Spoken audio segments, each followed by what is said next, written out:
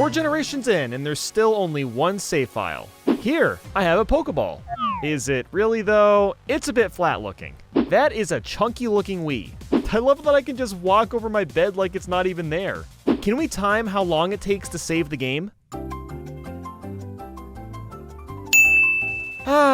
This is gonna be a slow-paced game, isn't it? Look at this walking speed. I know we're getting running shoes in a second, but good lord, this is slower than red and blue. I can see my face on the floor? Since when was wood able to do this? Apparently John is fining me $1 million if I'm late. Yeah, we'll see about that, pal. Now it's a $10 million fine? Who do you think I am, Elon Musk?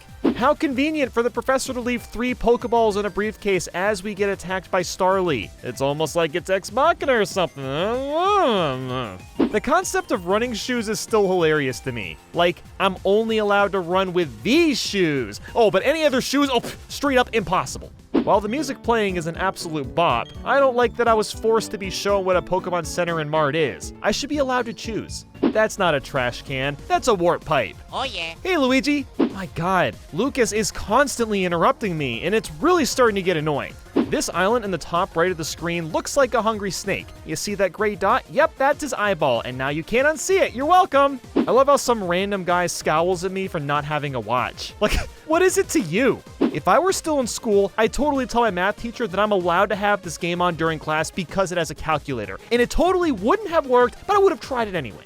Why does Pikachu look so sad on the watch? Do I need tips on fishing? No, it's not that complicated. Proceeds to give me tips anyway. Thank you.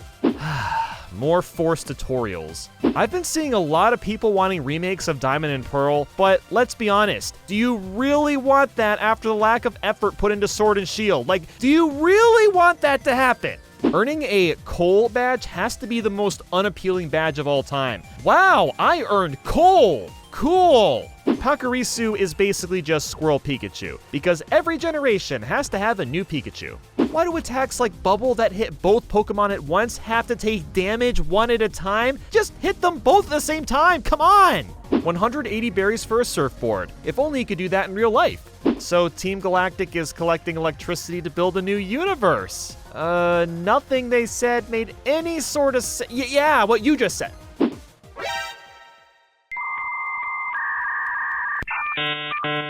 What is it with every trainer taking 3 weeks to walk when they first notice me? Eterna Forest? More like Eternal Forest. This area is a slog. The bike manager is gone, and I can't rob the cash register. Big sad.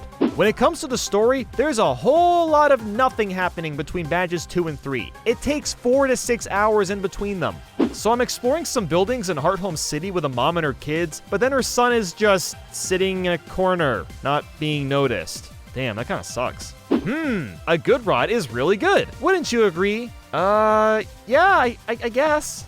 Oh my god, if you guys are gonna block my path, can you at least be in unison? John, can you please Photoshop that Psyduck down in one space? Oh, thank you so much for doing that. Oh, it's bothering me. Not only does this TV cost more than most TVs do in real life, but it's a toy. A toy! The mud is ridiculously annoying since you can't bike through it and there's holes you can get stuck in. Going from badge 3 to 4 takes like an hour. The pacing with badges is all over the place. Cynthia, why did you give me the secret potion for the Psyducks if you were gonna show up 5 seconds behind me? What was the point of that? Where do I even begin with the fog on Route 210? The issue isn't that it's harder to see where you're going, it's the battling. Your accuracy is decreased because of the fog, which just sucks, but it's also decreased for your opponent. So the fog basically cancels itself out and just makes battles take longer for no reason. Now, yes, you can use the defog HM, but why is any of this necessary? Oh, you're gonna give me an analog watch even though I have a digital one already? Thanks, that's really helpful, pal. There's so much build-up to Cyrus as the ultimate bad guy, but honestly, he's really stereotypical and forgettable. If I can run on land, why can't I surf faster as well? After beating the gym leaders, I've noticed for some gyms that there's no way of just going back to the beginning right away. I have to backtrack the entire way with no way of using an escape rope either. Every time there's a double battle, the music resets.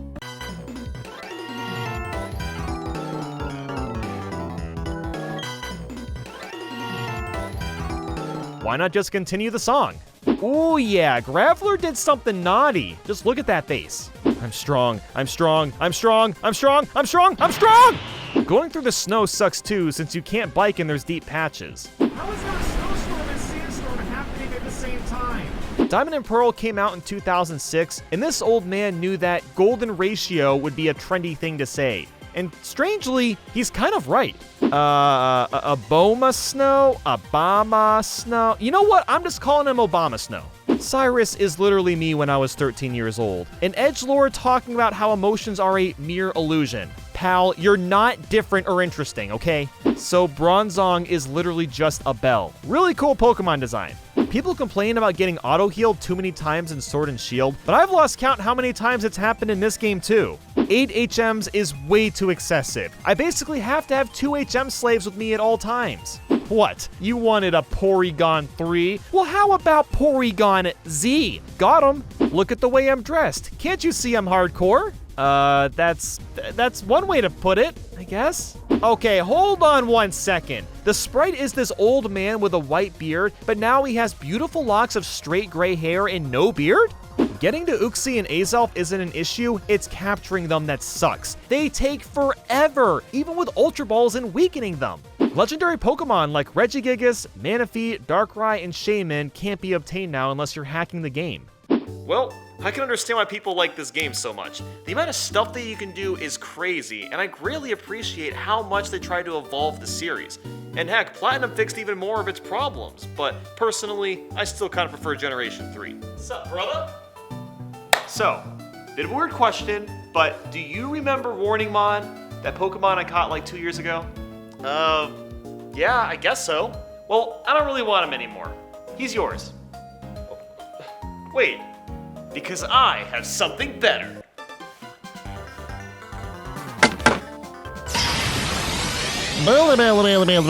That's right, it's Bouldermon. Very nice. And thank you for the gift. Well, what are you waiting for? Oh, I'm just waiting for the chicken to thaw out. I'm making pesto if you want some. No, you can't do that yet. We're battling. Dude, I'm not in the mood for this. We locked eyes. You've looked at me. That means we have to battle. Now, let's go.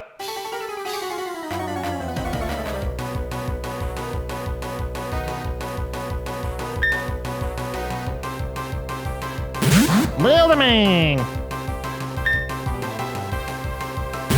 Warning!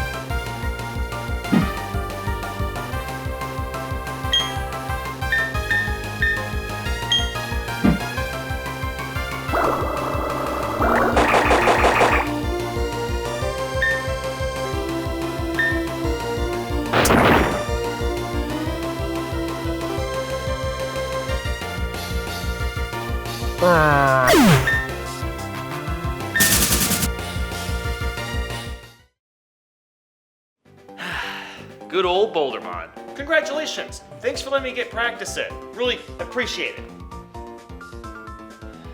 Wait, where do you think you're going? Yeah, you owe me money. You lost. Oh, yeah, of course. My bad. Sorry. Hold on. Here you go. Congratulations. You win. What? Can I please just make food now? Okay? All right, now, you don't go ahead. Why don't you help me, all right? All right, I'll get the chicken out. You get the pan out. Get some water boiling. Let me go ahead and have this. Okay, so I got chicken. If you could just start boiling the water that... All right, I'll let you know when dinner's done.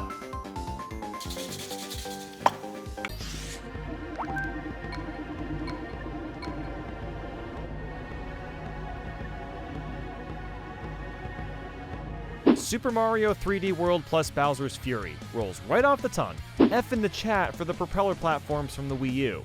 What? They removed the X next to the number of lives? How dare they! Literally unplayable. I want a refund. In handheld mode, Bowser's Fury runs at 30 FPS while the base game is at 60 FPS. It's not that big a deal since it's a platformer, but it's still a bit lame. So the Cat Mario amiibo gives you the Invincibility Bell, which is completely broken, and Cat Peach gives you a random power-up. What is the point? But that's not all. The other Mario characters grant you a Superstar in 3D World, and non-Mario characters a 1-up. The functionality of amiibo is laughable.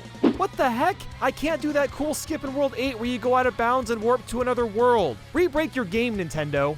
Stamps take forever to flip through when you have a bunch of them. You'll probably never use the roll move in the air. There's not a single new playable character. The online multiplayer isn't nearly as smooth as it should be. I don't know if I love or hate that every enemy is a cat in Bowser's Fury. Like, just look at this cat piranha plant. Like, I'm so confused how I'm supposed to feel about this. Even the goddamn rainbows are cats. This is too much. It's fine and dandy that the live system is gone in Bowser's Fury, but how would you ever lose when you can stock up multiple items and essentially take dozens of hits? I can only play as Mario in Bowser's Fury? Why? He's like the most boring character in the whole game. Wait a minute. Bowser Jr. is actually teaming up with us because Bowser has parental controls on his Switch. It's all coming together now. So fighting Bowser is literally just Gigantamaxing from Sword and Shield, but in real time. Mario, you can't just throw the cats like that. That's just unethical.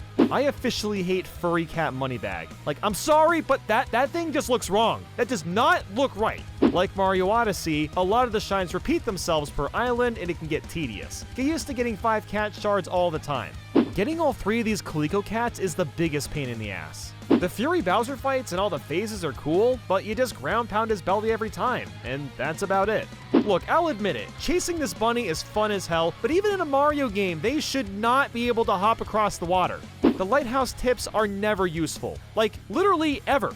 What is with all this lag? Look at how bad it can get. The final boss fight is really cool, but also way too easy. If Bowser can steal the Giga Bells, why not use them for yourself? You did that in the base game, what's different now? I love how nonchalant Mario is. Bowser to him is like squashing a fly at this point.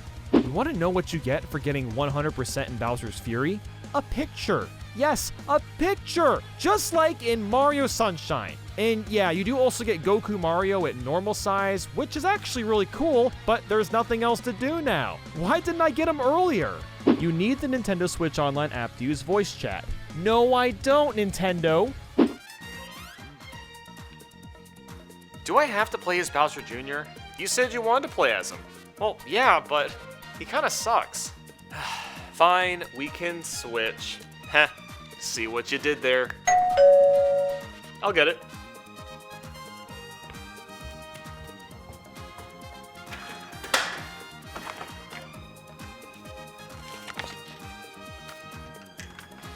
Hey, Bathaniel, we got a letter. Wait, we got a letter? Yeah, it's addressed to the both of us.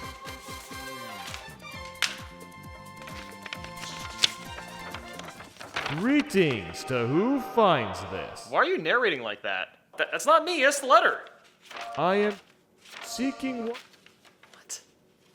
being to find the hidden and rare Cat Bell of Justice. Whoever can find and return it to me will be granted the ultimate power. I live in Duck Zuck Wuck Street. Please deliver the bell here. Best, the one and only. Yeah, this is a scam. Have you been replying to those emails again that claim you have $4 million inherited to you? What? No! Hey, don't give me that look. I haven't done that in at least 3 months, alright? I'm on a good streak. Well, the trash it goes. What are you doing? Oh, wait a minute, what are you doing? You don't want to find the Cat Bell of Justice? Are you crazy? You really believe that? The letter was talking to you. How do you not believe it? Oh, come on. You know it was one of those, like, battery-powered card things, you know? Oh, yeah? Or, like, play the Prove song, it. except it was this weird message. It's kind of, yeah. Wait, hey, you find that wire yet? Wait a minute. Yeah? Wait, no? No, oh, you don't know where the wire is. That's because it's a magical letter and it's real. It is not a scam. It's not fake. Oh, I get where this is going now. You just want to find that bell before I do, and you're trying to trick me. In your dreams. Well, guess what? I'm finding first. Warning! The following video is over-exaggerated. Most opinions shared aren't accurate to my thoughts and feelings. Just don't smash your brother in the head with a hammer in real life. It won't work, I swear.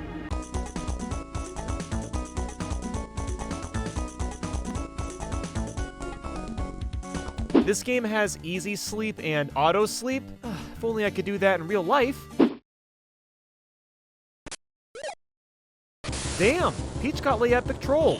Okay, why are Mario and Luigi drying their clothes outside? Have you seen the amount of coins Mario collects? Have you seen their house? They've got the space, they can afford a washer and dryer. So Mario doesn't have nipples here, but he does in Mario Odyssey. Did he grow them himself, or was there a surgery? Jesus, Peach, get a hold of yourself. You're gonna get dehydrated from that much crying. Who the hell would steal someone's voice? Why not just find, I don't know, a Peach impersonator, or just alter your own voice with an audio editing program? Bowser's face looks really weird at this angle. Hey, that's not Green Guy. Can we not be so disrespectful to Luigi? Mr. Greenie? Ugh, come on, guys. It's Luigi. This isn't hard to remember. So this Koopa wants to see our passports, and when he's looking, he shrinks down to see them. Why and how did you do that? You can't tell me that Mario and Luigi fell from the sky, falling so fast that they were burning up and managed to survive. No, didn't happen. The border security really isn't letting us pass because we're the jump guys and we have to prove ourselves somehow. Ay, ay, ay. Why do we have to pay so much money to Tollstar to get Bowser out? Mario and Luigi could easily pull him out of the cannon. Bowser's having a bad day, isn't he? For some reason, you switch character placements by pushing Start and pause the game with Select. Why the random change of buttons? Do you know how much this threw me off? Oh, come on. I can't jump over this tiny stone, but taller ledges are fair game? Does this dragon even have a neck? Well, excuse me. Oh no, not a Zelda CDI reference. Is Cackletta really bringing up foreign policy right now? It's my policy to not discuss these topics. What are you doing, Cackletta? Luigi really didn't get a free badge as well. I'm so tired of the Luigi abuse. Mario died! Oh no! Anyway, I'm a dancing again! Woohoo! So the secret technique is bashing your partner so hard they become squished. I don't know about you, but this just sounds like revenge to me, but hey, whatever floats your boat. So for Chucklehuck Woods and many other areas, we get this nice map to figure out where to go. But with our personal map, we get one picture which shows hardly any details. That's a bunch of bullcrap! Is there any point to making a custom jump on barrel button? Why can't Mario just jump on top normally? I always feel bad when we beat up Wigglers. I'm sorry, buddy. This is the stuff that comes out of nightmares. Whoa, hold on a second. Is that a motherfucking JoJo reference? Gino really just made a cameo in a toy minigame instead of being playable in this actual RPG game. Nope, I'm not salty at all. No way. This casino lottery place needs to be evicted. He straight up fed Mario poison. That should be against the law. I don't know what this fetish is, Luigi, but please don't show me this. What on earth did they do to DK? So you finally got your ship to move again after thousands of years, only for it to crash again after 10 seconds. Worst pirates ever. The pacing for finding the Beanstar pieces is a bit wonky. I spent about an hour or two on the first piece, and then like 5 minutes on the second. All of this talk is just meant to swindle you out of your money again. It's all lies! Lies!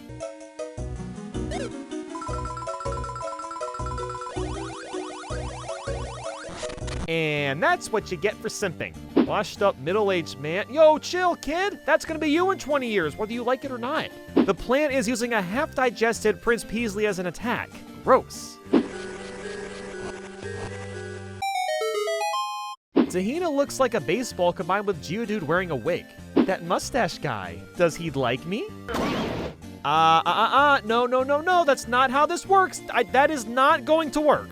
Mario has cooties confirmed. You know, I'm not even surprised Fawful spotted the fake Beanstar immediately. Prince Peasley did a really bad job replicating it.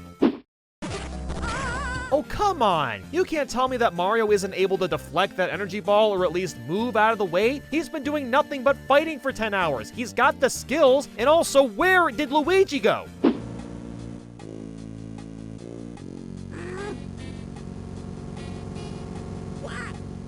Oh, Luigi, I love you for doing this. Every once in a while, the depth perception can be a little wonky. By the end of the game, I'm actively avoiding enemy fights because there's too many of them, and I'm already strong enough as it is. You know what? Prince Peasley actually sucks. Not only has he not done any work with these fights, but then he got himself hurt in the process of helping us. I hate this guy. Hey, Nathaniel, can I ask you something? Oh, hey. What's with the headphones? Oh, I just found some wireless ones in someone's shopping cart. Anyway, do you remember the Orb of Power? Okay, what's this about? Do you maybe, possibly, kinda still have it? Bathaniel, we've already gone down this road. Can we not, Well, hold on a second, wait. I think I figured it out. Like, it's actually so obvious. It's right in front of us. We just need visual imagery. You're still having a problem with Lego Mario, aren't you? It's a Mario time! Now I get another game with me. Mario!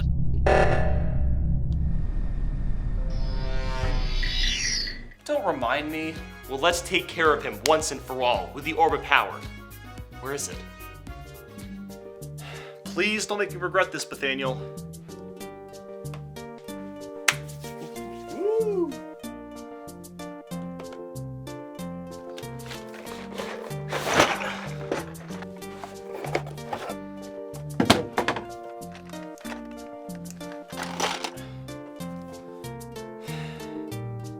You need to be careful with this. Just don't do anything stupid with it, okay? Remember, it stole your soul last time you used it, so I hope you know what you're doing. So by closing my eyes and thinking about the same sentence over and over again, the image in my mind should come alive. With the Orb of Power, I just have to repeat, Lego Mario does not exist, and this should work in real life. What are you playing? Mario and Luigi's Superstar Saga? I love that game! Well, oh, right, of course.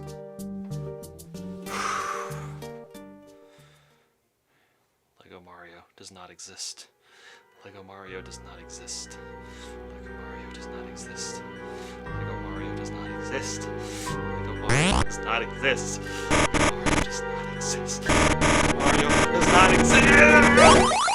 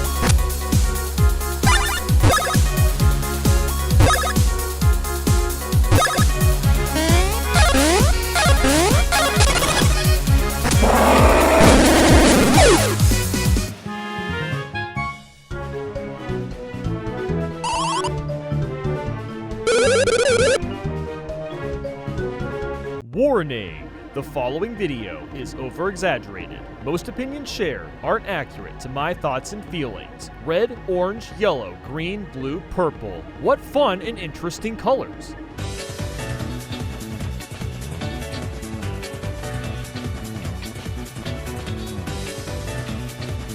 Damn, this intro song reminds me of the music I listened to in high school.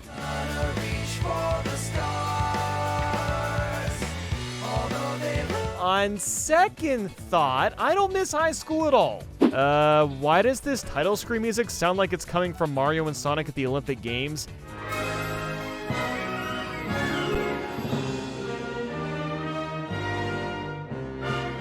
I get it was really cool back then, but it's kinda weird for a core Sonic title. These are the easiest combos to hit ever. Literally just push A a bunch of times and you'll never mess up. A lot of these stages are really fun, but they end way too soon. Why not combine a couple instead of having 6 acts per world? Only 30 frames per second? Ew, gross, ugh. Oh man, this thing's got crazy fast acceleration. You call this fast? I get it, Sonic, you're fast. This amusement park has been constructed entirely out of a sense of remorse for my past transgressions, and is in no way associated with any sort of evil plot or premeditated misdeeds. Ah yes, very believable, Mr. Egghead. Okay, that wisp straight up stole Sonic's body and possessed it for his own doing. Very unethical. So apparently, back in the day, people called Sonic Colors a Super Mario Galaxy knockoff simply because he's in space. Because Sonic has never been to space ever until this game. The area map music has no right to be this goddamn catchy. The jokes can sometimes go on for too long. Wow, that boss took like 30 seconds to beat. I'm used to this in Mario games, but Sonic bosses usually have more hit points or something with more substance. Tails, if you have the ability to make a translator, shouldn't you also be able to prevent using binary code to read it? Yeah, I think your machine still has some bugs. Yeah, I think I can figure this out, though. Okay. What? You fix your machine by just tapping it? I don't believe that. Tails is suspicious. He's sus. Among Us funny. I don't know why, but the bounce pads that make you go backwards with Eggman's face on them crack me up. It's just like, oh god, Sonic went slightly backwards. That'll show him who's boss. A lot of these levels are slow-paced, which is fine and even normal for Sonic games, but it feels like it's the majority of the levels instead of just a small handful. Why is the game still telling me to press Z to slide after World 1? I know. Thank you. Baldy Nose Hair sounds like a YouTube channel name. Don't believe me? Look it up. I bet it exists, and I haven't even checked. Can someone explain to me how a robot can play the trumpet if it can't produce air through its mouth? So the Cube Wisp lets you ground pound and changes some blue platforms to rings. Boring. Wow, what fun gameplay. I'm having a great time, can't you tell? Hover is not only slow, but you can only use the lightspeed dash with this Wisp, because arbitrarily removing core mechanics from Sonic is a great idea, apparently. This is probably just because I'm used to Mario's wall jumping, but I feel like the timing is either way too picky or not sensitive enough. Okay, this has to be the laziest game over screen I've ever seen in a Sonic game. Graphic design is my passion, am I right? Okay, fine. 5 generators? Well, I've already leveled 2. So, if my math is correct, that leaves us 3 more of those bad boys to take out. Yes, Tails. 2 plus 3 is 5. Oh great, the Spike Wisp lets us spin dash. Another core mechanic ripped out of Sonic for no good reason. No copyright law in the universe is going to stop me! Oh my god, Sonic is based as f sometimes. Even with infinite jumps, the water levels still suck. Sonic, please, enough with the food puns, if you even count them as puns or jokes. Why is there a warp pipe here? Is Luigi gonna pop out again like he always does for some reason? Oh yeah. Whoa there, Roller Coaster Tycoon, you took me by surprise. Okay, so I figured out the wall jump thing. I think I'm supposed to push A twice? If that's the case, why do I have to do that? And if it isn't, why does that actually work consistently? I don't get it. Why is it so confusing? Why am I bad at wall jumping? I can't play this. Ah!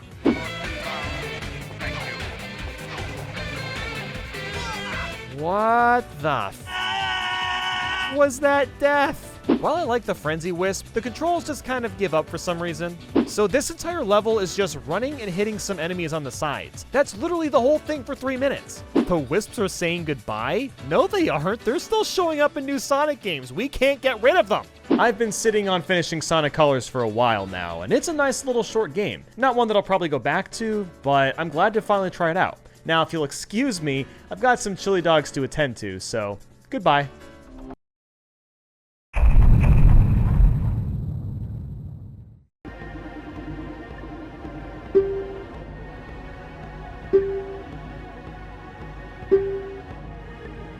I get this is an asset reusing game, but you didn't even spruce up the menu screen? Oh great, 2 Navis. Bro, watch where you're reaching, Skull Kid! This is only the beginning of terrifying models. It looks all dark and gloomy, almost like it could start crying any second now. Yeah, I get it, I'm a Deku scrub. Now back off! So, there's no Mario mask in the game, which has to mean that the Happy Mask salesman killed or skinned off Mario's face. Majora's mask is Really? I can't go through here just because I'm a Deku scrub? Even the damn dogs hate me. What kind of dog hates you? Tingle. Why am I playing tag right now? The moon is gonna crash in 3 days. I got things to do. The banker slapping his knees in front of me on the table is making me very uncomfortable. Oh my god, 5 whole minutes to hit Majora 1 time with a bubble, then pick up the ocarina? Whew! Just barely enough time to do all that. Oh my god. Dude, he's just a kid. Put him down. You want to know how long 3 days last without slowing down time? 54 real-life minutes. That's it. So going back in time gets rid of your perishable items, but not the masks or key items you've collected? How does that make sense? And what's more confusing is the banker somehow keeps your rupees even when going back in time. Okay, game theory here, but the banker is actually the real villain. This run animation is goddamn majestic. Where do I even begin with this hand? Okay, so he's taking a dump inside the toilet and needs paper to wipe himself. 1, how did he get down there? 2, why can't he use the paper that's on the floor right in front of him? And finally, 3, a title deed is not toilet paper. Ugh! Why does Link not have a face on this mask? Please make it stop. The Romani Ranch sign still reads Kakariko Village. Epic fail. And this song gets really irritating after like 10 seconds.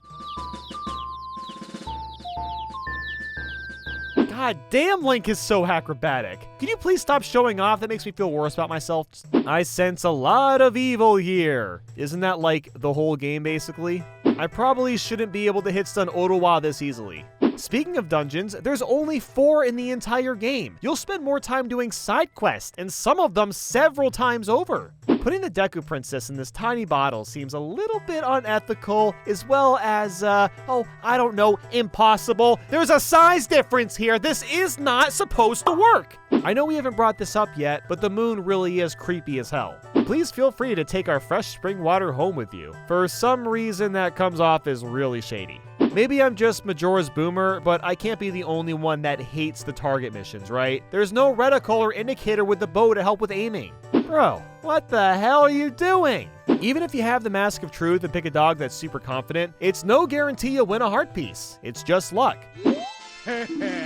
Haha. Wait just a second. I got a perfect score on the first try, was given the quiver upgrade, but I have to do this again for a heart piece? Why didn't I get both at the same time? The swamp shooting gallery is the absolute worst. You have to play perfectly and fast to get a heart piece. Throwing bomb chews at Honey and Darling freezes the timer, essentially giving you way more than a minute to hit all these targets. That's not broken. Gotta love how this tiny amount of spring water managed to melt this entire block of ice. Look, I get that the Goron baby misses his dad, but none of these Gorons even attempted to calm him down? What is wrong with you all? Okay, so the baby needed a certain lullaby to calm him down, but how did none of the other Gorons know this song? This Goron really famished because he couldn't find a rock to eat while he's in Mountain Village. Bruh. God, is she into the Gorons? Just look at that face. Ooh, give him a room. You would think that the torches would cause the ice to melt on its own, but that's not how Majora life works. Some of these fairies are so hard to find, but the last one in Snowhead Temple takes the cake. You have to be in this very spot, know to use the Lens of Truth to find the hole in the wall, and make a ridiculously precise jump. And if you mess up the jump, you fall all the way back to the bottom. The Razor Sword is pretty badass looking, but you can only use it 100 times before it dulls. I'm glad we're being nice and helping this dude break the boulder with a powder keg, but we're a Goron. We should be able to just plow through this no problem, either eat the boulders or just roll through them. Takuri is one of the most evil enemies I've ever encountered. If you don't know what you're doing, it can take your bottles and even your sword, forcing you to buy it back again. So I was fighting off an alien invasion, and my reward was a glass of milk. I'm not sure if that's supposed to be the best or worst prize ever.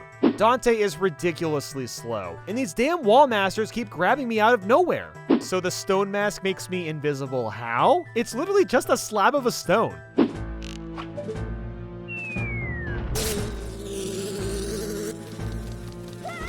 I feel like such an asshole for doing that, but it was totally worth it. I'm only just realizing this, but why the hell does the hook shot have a reticle and the bow doesn't? Do you know how much a reticle on the bow would improve it? The fisherman just traded his rare seahorse with me because I had a picture of a lady. I guess you could say the fisherman was thirsty.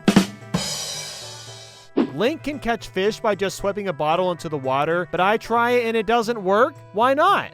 So I fed a red fish 4 different fish so that the red fish would turn into a massive red fish, which was followed by this massive red fish eating the small red fish in the tank only to spit out a heart piece. If this isn't the weirdest Zelda puzzle ever, then I don't know what is. You're not thinking I'm stealing your song, do you? I mean, you kind of just bribed me with a heart container, so thanks, Evan. Garo's mask? Isn't that Bob? Why do they have to make the shell of Link so freaking creepy? The amount of times you have to play the Elegy of Emptiness in Stone Tower is just ridiculous. And how many more times am I going to be fighting Wizrobe?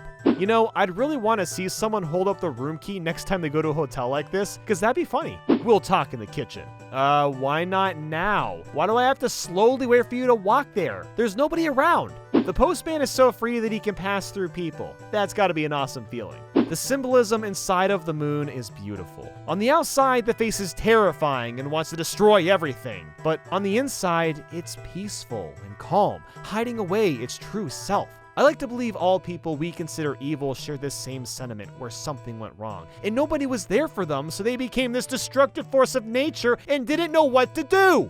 So is Majora's Mask annoying as hell to play sometimes? Yes. But the game Majora's Mask is a work of art because of the 3-day clock mechanic. You want to go slow in time, backwards, forwards, you can do all of that. You have full control. And the townspeople is what makes the game so immersive, whether you're on the first, second, or third day. They're there with you. They're super relatable. It's such a unique Zelda game, and I honestly hope that we see more like this one in the future. So with that said, thank you for watching. Warning! The following video is over-exaggerated. Most opinions shared are very much not accurate to my thoughts and feelings. Snap that dap, this is one wholesome Pokemon adventure. $60 to take pictures of Pokemon. At face value, this seems really lame, but it isn't because it's actually really in-depth and charming, so stop making assumptions. New Pokemon Snap. Copying your homework from New Super Mario Bros. That's not gonna age well. This isn't very much character customization. You pick from these 8 and you better be happy with them.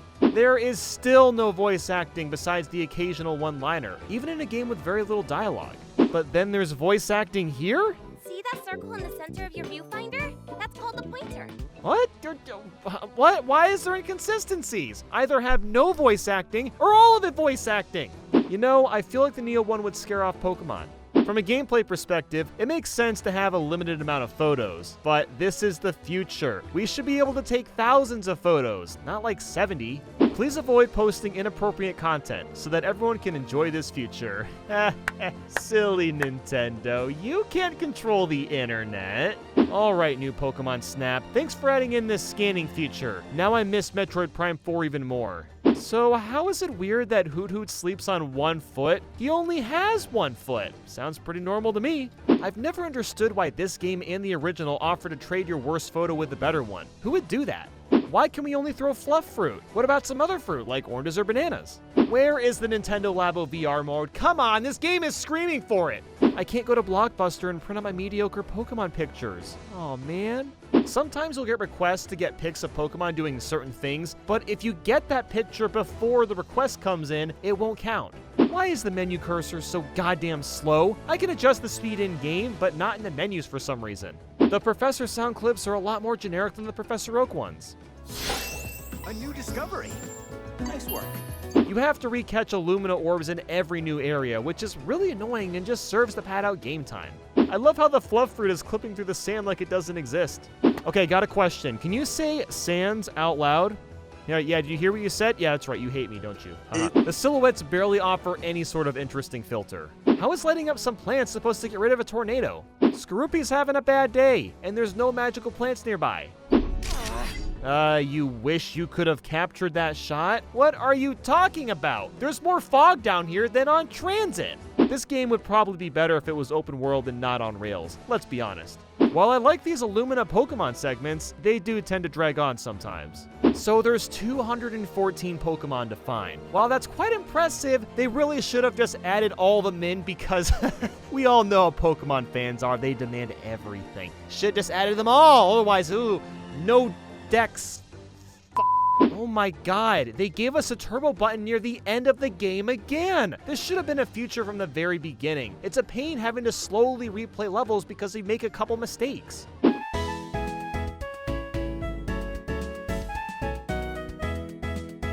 Wow, the ending is basically the same as the N64 ending, but we're not on Rainbow Road. That's not as cool. I still can't believe that this game actually exists. We got a sequel to New Pokemon Snap. It's finally here. And if you haven't played the original, you've got to play the new one. It is like 1 billion times better, and you won't regret it. Thanks for watching. Warning! The following video is over-exaggerated. Most opinions shared aren't accurate to my feelings and thoughts. 2 Marios and 2 Luigis. Maybe there's such a thing as too much of a good thing. Oh yeah! Baby! Woohoo! Oh yeah!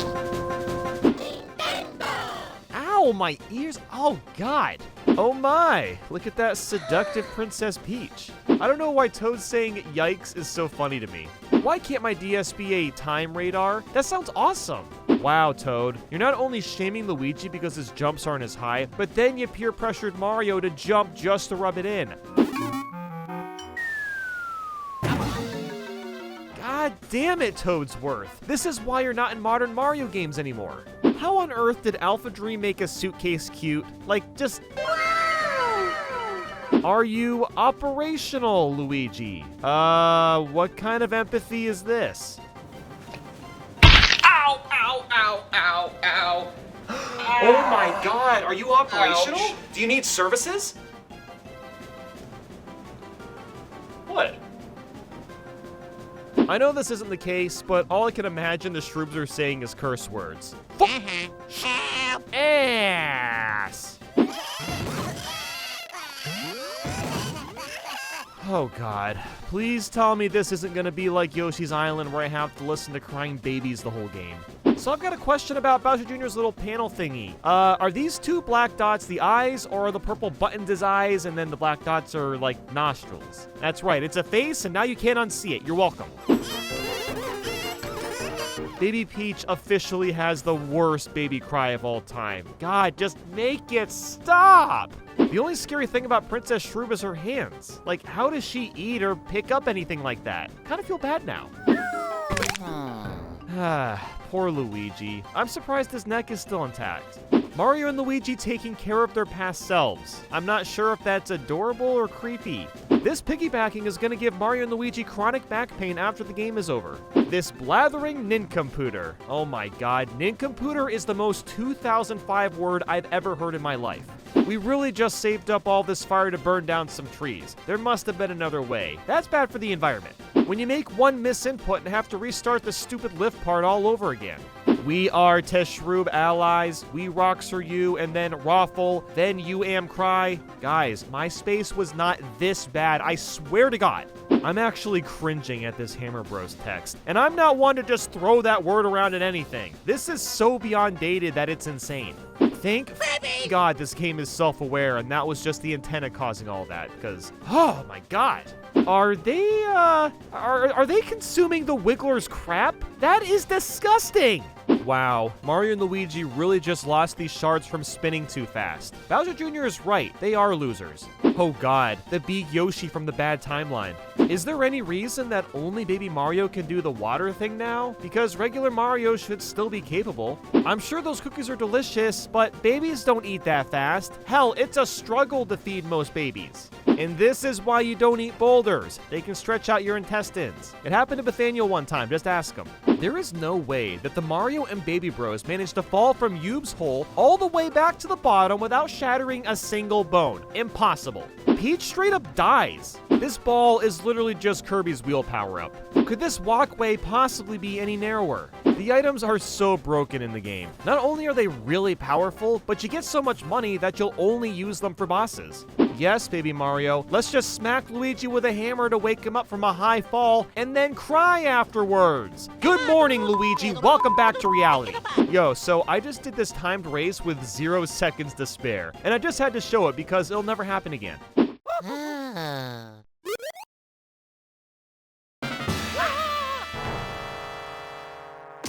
Mamma mia. This game is a creepypasta, and you can't tell me otherwise. I'll admit, you've handed me my shell before, but not this time. Oh yeah, my horoscope said so. And that explains everything, doesn't it? Hey, what does this opening lead to? Wow, a debate. It leads to a debate. This Goomba looks like it hasn't slept in 2 weeks. Can we make this picture of Egad's brain a meme template, please? Yeah. Water definitely can't extinguish an actual eruption. I hate when these tiki head things make a rainstorm and heal. It's not making this fight harder. It's just prolonging it. You, too heavy. Bruh, what are you you can't just say that. Even if your lady is a thwop, it doesn't matter. You can't just say that. I'm really over the babies crying for no reason. Like, I get it. They're babies. This Star Door is being a shithead to Luigi for no reason. What was the point of going into battle if I was gonna win automatically? There is absolutely no way this chain chomp moved these pipes without water gushing inside messing up their travels. I was gonna make a comment about there being 2 save blocks next to each other, but then the suitcase starts acting all sussy, and now I know why you shouldn't trust talking suitcases. This doesn't upset me, I just wanted to show you how sick this Koopa combo was. I can't believe how long I managed to hold on to it without messing up.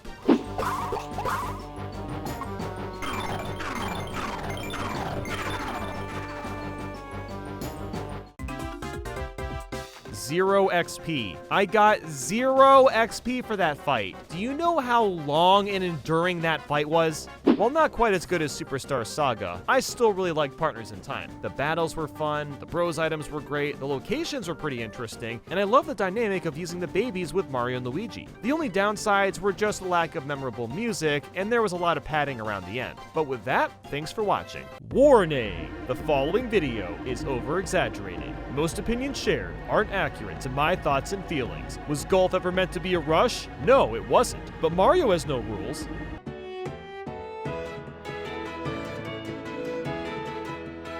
I can't get over how goofy Bowser's outfit is. What is he even wearing? 2 golf clubs. Daisy is cheating and has always been a cheater. I can only dream of looking as suave as Waluigi in that suit. I mean, look at that man. Whew! Oh God. Is it getting hot in here? Or is it just me?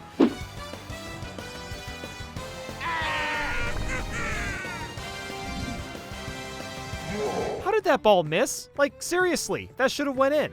What is it with new Mario sports games having such boring menu UI? It's just a bunch of squares. How about something cool and stylish like Smash Bros. Ultimate? Look, I know this is just a golf game, but the music really does nothing for me. Good lord, that is a lot of golf lingo. Most of this probably won't be useful at all. So for the controllers, the player 1 picture is a Switch Lite, while players 2 through 4 are a regular Switch. Why the inconsistency when the Switch Lite can also connect to other Joy-Cons? I adore that half of the characters have custom golf clothes, but why not all of them? I mean, it's really not that big a deal, but I don't know, Yoshi and DK look kind of out of place when Bowser and Bowser Jr. have clothes on. The character selection is pretty fun with picks like Chargin' Chuck and King Babo, but where the heck is my boy Diddy Kong, or Birdo, or Toadette, or Boom Boom? They'll probably be added in free updates, but it's weird not seeing them. Oh god, that is some rough poppin'. No pun intended. I'm not sure how Mario's special shot adds extra weight to the golf ball, but I'm not complaining. I'm not gonna lie. The trees are looking a little sword and shield-esque, and yes, that's an official term now. Okay, literally all the holes in Rookie Course look the same. It's just a big circle and the tee is in a different spot and nothing stands out. The clapping sound effect. Not only is it ear-grating as all can be, but nobody is actually clapping! Why are more than half the course themes just grass? Like, come on, how about some more variety? And the courses are really uninspired too. Where's the life in them?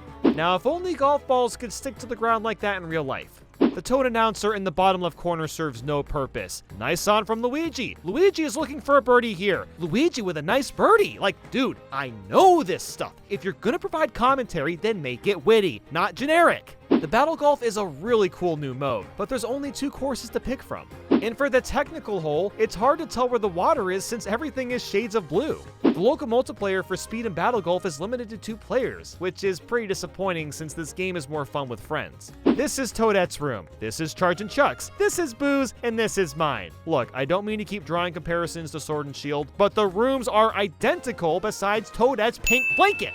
That's not just me seeing those literal pixels in the water, right?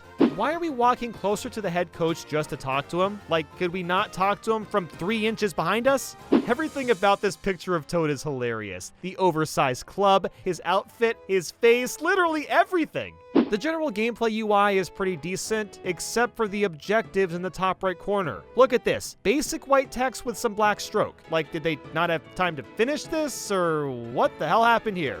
I am so glad there's an actual adventure mode this time, and it almost hits the mark perfectly, but the progression is just a little too linear with no side quest to take part in. That's like the only bad thing about it. I probably shouldn't be allowed to do this. Do you know about the tremendous power of energy? I mean, energy? Yeah, I mean, it can't be that hard to figure out, right? Okay, but for real, why is every Toad in this Mario Golf game blue? Where is the yellow Toads? Did they kill them or something? If you run out of water, you'll pass out. Okay, that's awfully blunt for a Mario game. Why don't you just add to it? The medics won't make it. You'll be gone for good. The flies will be stoked. I hope you like the phrase go, go, go, go, because you're gonna hear it a lot.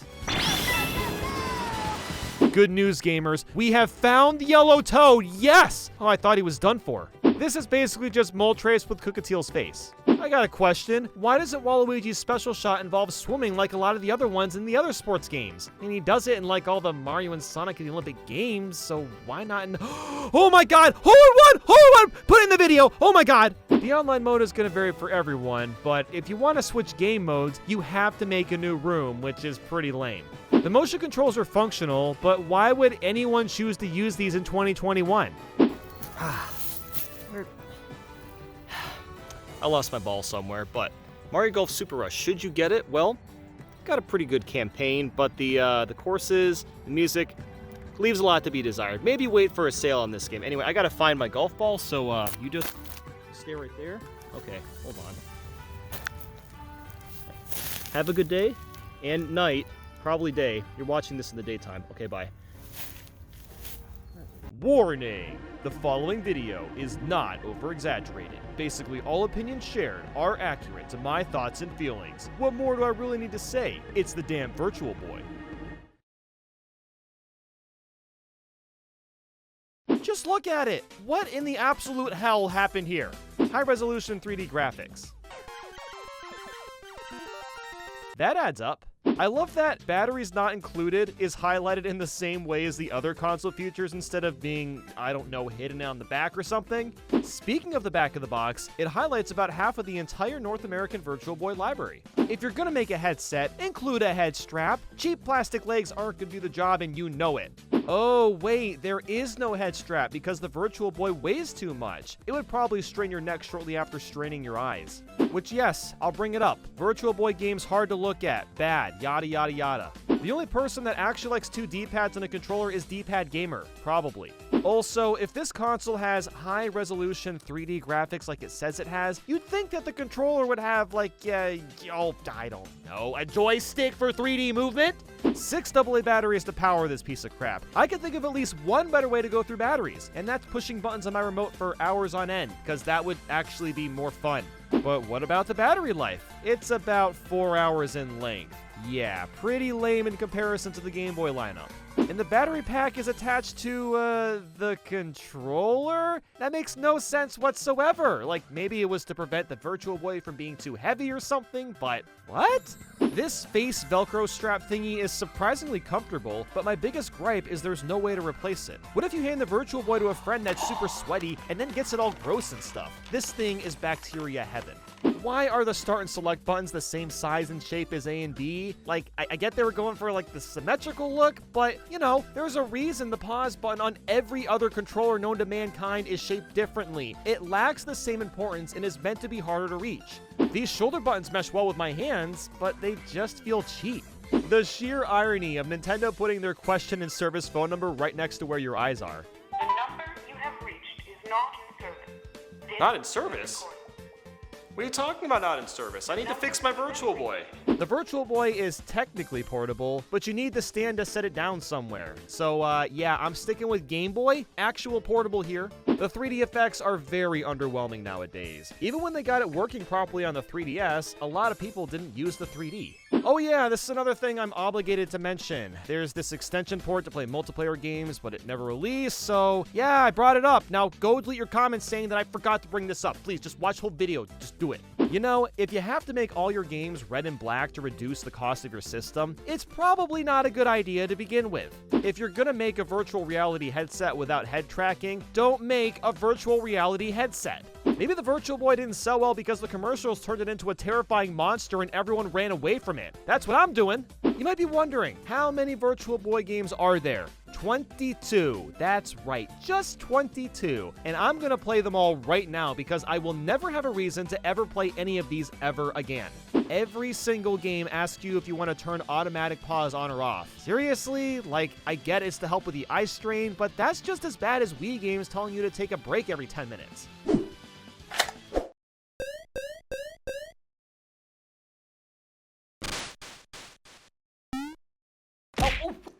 For Mario's first tennis game, it's ridiculously bare bones. It's just tennis with Mario sprites. So I'm gonna make this point for a lot of Virtual Boy games, but this does not scream virtual reality. Mario's Tennis could run on Super Nintendo. Luigi vs. Princess isn't centered properly, and it's bothering me a lot.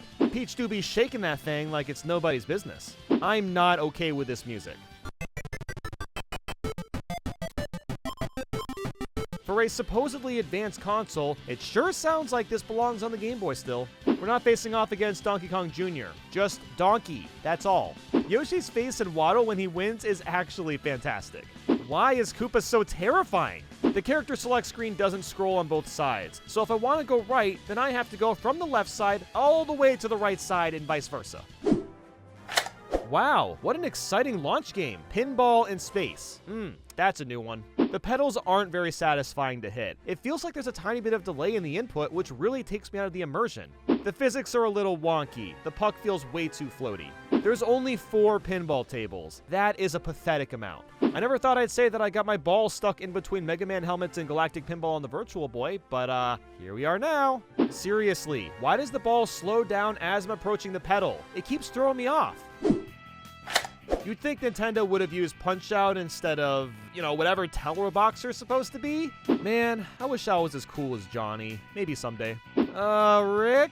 Why is your head going from your shoulders to your stomach? Oh, I think I need an adult. Picky is 527 years old? Is this a typo, or is it just a VTuber? There's only 7 opponents and 1 final boss. It would have been nice to at least top out at 10 or 12. Whoa there, Mamoru. You can't just lift your torso out of your body. That is 100% cheating. I could have mistaken this as an alpha build for Star Fox, but no. This is just how Red Alarm looks. Good luck. Good luck is right. I'm playing Red Alarm on the Virtual Boy. Okay, I seriously have no idea where I'm supposed to go. This is horrible! And the first-person mode doesn't help at all. Yes, I tried it. This kind of game would really benefit from a remaster on the Switch or Oculus Rift. Virtual Boy Wario Land is the name they went with, huh? I kind of preferred Wario Cruise over Virtual Boy Wario Land. Okay, but for real, it's a disgrace that a game this fun is stuck on the Virtual Boy. This would have been great on the Game Boy Color or Game Boy Advance. I'm all about evolving the game of Tetris, but this is not the way to go about that. Half of these Tetris pieces aren't even actual Tetris pieces. Like, if you're gonna call it 3D Tetris, why change things so drastically? And my god, this is so disorienting. I can barely tell where anything is. Some more colors would have maybe helped. I don't know, maybe not. Wait, look on the right side of the screen. This shows exactly where the piece is gonna drop. Okay, well, now I know how the game works, but I can only play properly by staring at this guide and not looking at the 3D part of the game. So, yeah, that's kind of stupid. Why does every puzzle piece on this menu looks like it wants to kill me? Ah, yes, golf. The first thing I think of when I imagine VR. The golf course isn't green, so I don't think I can play this. All I can see is blood and death all over the course, that's it. I'm not the only one that's imagining Hotel Mario right now, right?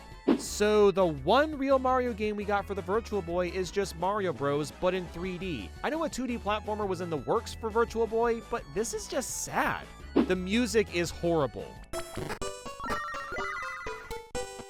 Not all Mario music is great, but this is another level of generic and forgettable. For some reason, I'm allowed to try level 40 on the get-go, and I can confirm that that was not my best plan. Hitting the spinies from the distance is a cool idea, but the depth perception is so hard to get used to. I don't know, man. It just feels wrong seeing the Mario logo without any color besides red and black. Gotta love the elevator button sound effects. Can anyone explain to me what's so funky about Nestor's funky bowling? I mean, admittedly, I giggle saying it out loud, but it's just bowling. How funky can it possibly be? Look how freaking big the TM trademark is on the logo. Ugh. So when you get a spare in this game, a spare change machine pops up. Okay. Oh, I found the funky. It's Nestor's facial expressions. Okay, now that's truly riveting. Whoa, wait a second. Play that back. Nestor just lost all of his hair in like 2 seconds. I am never going bowling after this. This flame animation with the shadowing is the best/worst thing I've ever seen. I can't stop looking at it. Why is Kirby in my Bomberman spinoff? And why is the music so creepy? Like, really, it's just a puzzle game. Why is this on Virtual Boy? How do you even make a puzzle game without some normal arcade or endless mode?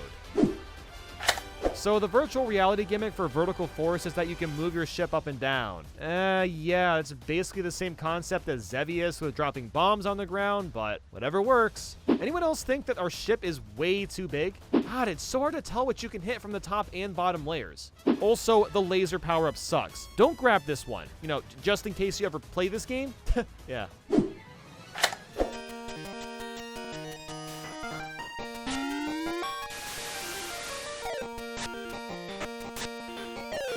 It sure is baseball. The music is actually pretty catchy, but I'd much rather play this on a normal console. I still don't understand why this movie needed a game based off of it, but then it's also on the Virtual Boy of all things. So basically, you just shoot stuff, especially the guys on water bikes. Truly riveting gameplay. The virtual reality effect is zooming the camera in and out. Yawn. Waterworld isn't even that bad as some people say it is, it's just really boring. I know I sound like a broken record, but this is another game that would have made more sense on a normal Game Boy. It's actually really fun. I just hate that I have to play it in 2 colors. A password system in the year 1995. The game specifically said that I can only push boulders but not pull them. That doesn't make sense, but okay. Yes, I'm even playing the Japanese exclusive games. Have mercy on my soul. There's not even a menu for Virtual Lab. You just jump into the game. Oh my god, I am low-key crushing on this anime girl. This is not okay. This is Virtual Boy. I can't be doing this! When you pause the game, it says, take a rest. Okay, I guess I'll take a rest. Good night. Moving around is not only laggy, but the pieces move way too fast. How do you mess up the controls for a puzzle game? So I hate fishing games on a normal scale. How bad could this possibly be? Am I fishing in the water or magma? Only 22 Virtual Boy games, and 2 of them just had to be bowling. What is this sound design? Why is this like the nicest pause screen of all time? It's probably the best looking Virtual Boy pause screen. Out of the 3 musics, none of them are the classic Tetris theme. Although Music C is pretty catchy. I know Tetris was still newish back then, but I can't even hard drop. A horror game on the Virtual Boy is extremely ambitious, and while it's impressive for the time, there is nothing scary about it. Good luck getting to the true ending, by the way. You have to play the game without using a password, without dying even once, and you gotta do it really fast. All I can think of right now is Super Glove Ball on the NES. Look, I got nothing else, fellas. There is nothing interesting about this game. I'm sorry, just nothing.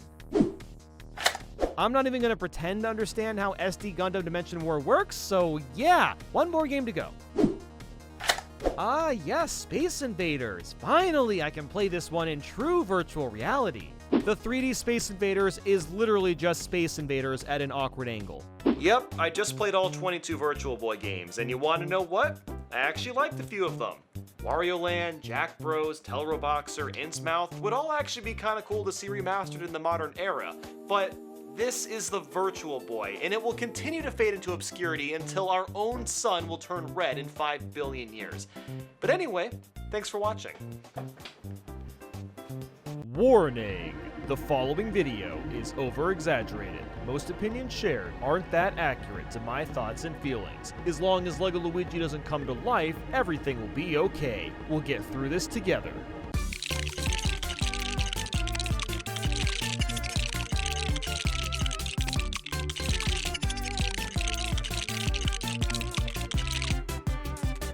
Before even getting to LEGO Luigi, I had to give LEGO Mario another update. Now look, he's no longer cursed because Bathaniel removed it using the Orb of Power, but this still makes me a little nervous. And when updating Luigi, the app calls him LEGO Mario. Luigi really can't escape the second fiddle role. Poor guy. The LEGO Luigi box is shaped really weird again. Retail stores must hate stocking this. I can't get over that I need batteries for LEGO Luigi. Why can't he just be rechargeable? Like Mario, LEGO Luigi is very creepy when turned off. And the volume is still way too quiet for Luigi. Yeah, hello? I can't hear you. It would have been so cool if Lego Luigi was way taller than Mario like in the actual games. I mean, he's technically taller here, but it's not enough of a difference. Honestly, it's kind of crappy you can't buy Lego Mario or Luigi on their own. The set they come in is so bare bones. It'd be much better to spend $10 on Lego Mario and then buy some actually interesting sets. Just like the Series 1 sets, the Series 2 and Series 3 enemies / power-up little container things are completely random. Oh, of course, I got the freaking poison mushroom. That sums up this business practice. Toxic. Let's just be real. The paratrooper's wings would absolutely not hold him up. They're way too small in comparison to the rest of his body. I wanted to be excited about this golden pipe because it's gold, but it puts Luigi on a shorter timer than the green one, which is kind of dumb. As someone that owns every single Lego set, trying to connect them all together is basically impossible. Legos don't need to be designed in this weird open world manner like Mario 64. It doesn't make sense for Lego. Just make it, I guess, linear like Mario 3D World. So the Piranha Plant Puzzling Challenge has these new red coin blocks, which is cool, but there's only 3 of them. They couldn't have made 8 like an actual Mario game? And guess what? You collect 10 coins from hitting all 3 of these blocks. They could have at least made it 8 coins to be somewhat faithful to the games. So the POW block instructions want me to specifically hide one side of the POW image, which inherently really isn't that big a deal, but why have the POW image on both of these blocks if we're only going to see one side? This Sumo Bros doesn't look scary in the slightest. In fact, I think he's about to cry. Hey, John, can you get him a tissue? Okay, thanks. I'm sure he'll feel better soon. So this Lekatu looks kind of decent, but it's attached to the cloud permanently, so you can't add or remove him from the cloud. Riddle me this, Nintendo. How can you possibly make a Lekatu exclusive set without a single spiny enemy? The power-up sets being $10 a piece is still an incredibly steep price. You get almost no actual Legos with it. Okay, so random thought, but what is it with the Lego Mario sets having so many random-ass towers to build? I feel like that's all I'm building half the time. Tower, tower, tower. Boom Boom's arms look like crap. It looks like half the arm is chopped off. And they're also way too long. They actually go below his legs somehow. I still can't ride the Pink Yoshi. Can we get the Big Yoshi next time? So Pink Yoshi can't eat bigger enemies. I know he technically can't in the actual games either, but that still stinks a little bit. You know, I'm kind of surprised we can't move Krober's wings. A lot of the Lego Mario enemies have movable body parts. The only way I can properly seal Bowser's airship is with these 2 big Lego pieces. I mean, it's fine, but there surely must have been a better workaround than this. I said it before and I'll say it again. The Goombas and now the Bone Goombas are looking chonky. When killing Kamek, you get the Mario 64 painting sound effect.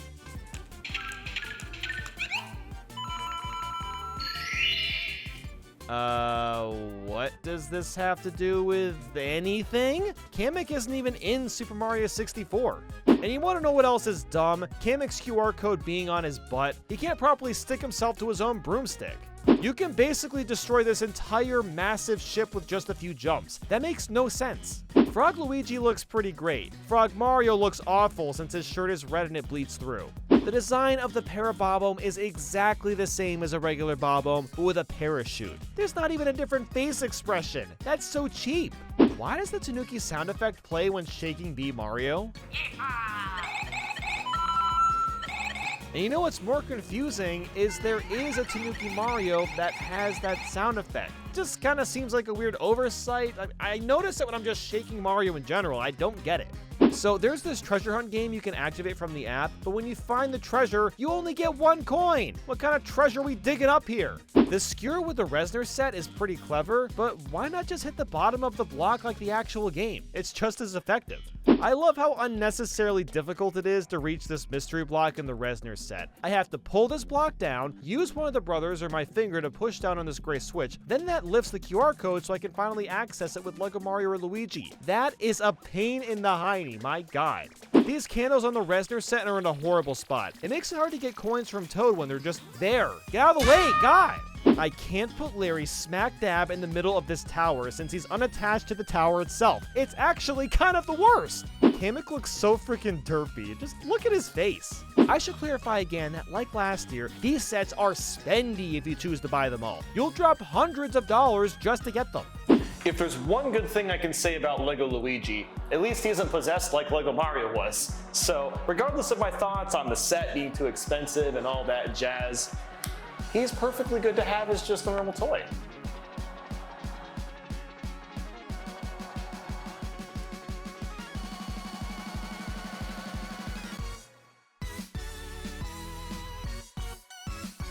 See? He's fine. Perfectly fine.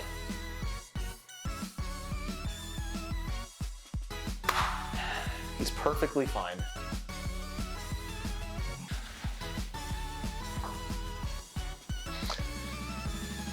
Oh!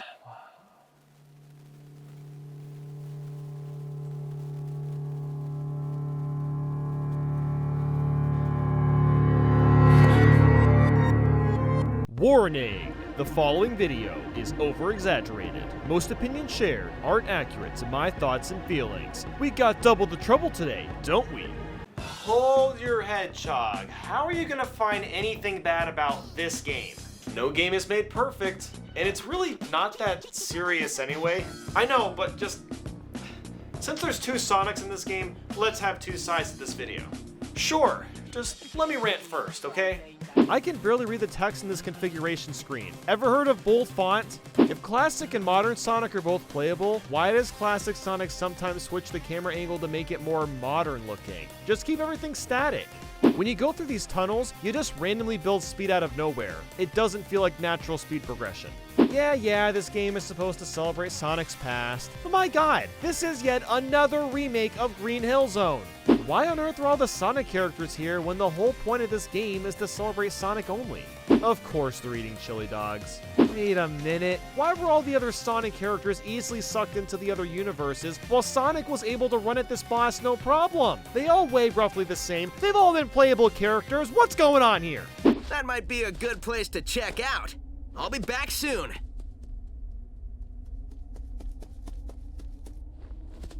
Wow, you weren't kidding when you said soon. I thought you already left. Oh, come on, Tails. You can't be that naive. You literally never looked away from Sonic, and classic Sonic looks different enough. When you get hit with a lot of rings, you don't always lose all of your rings. Why not?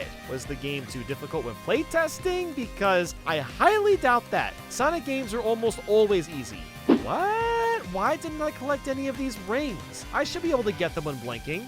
This chemical plant feels familiar.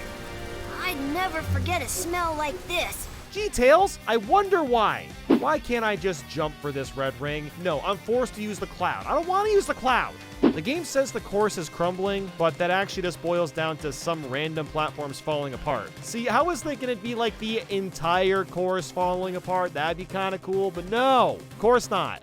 Do we really need 600 seconds for this timer? These levels would never, ever take this long.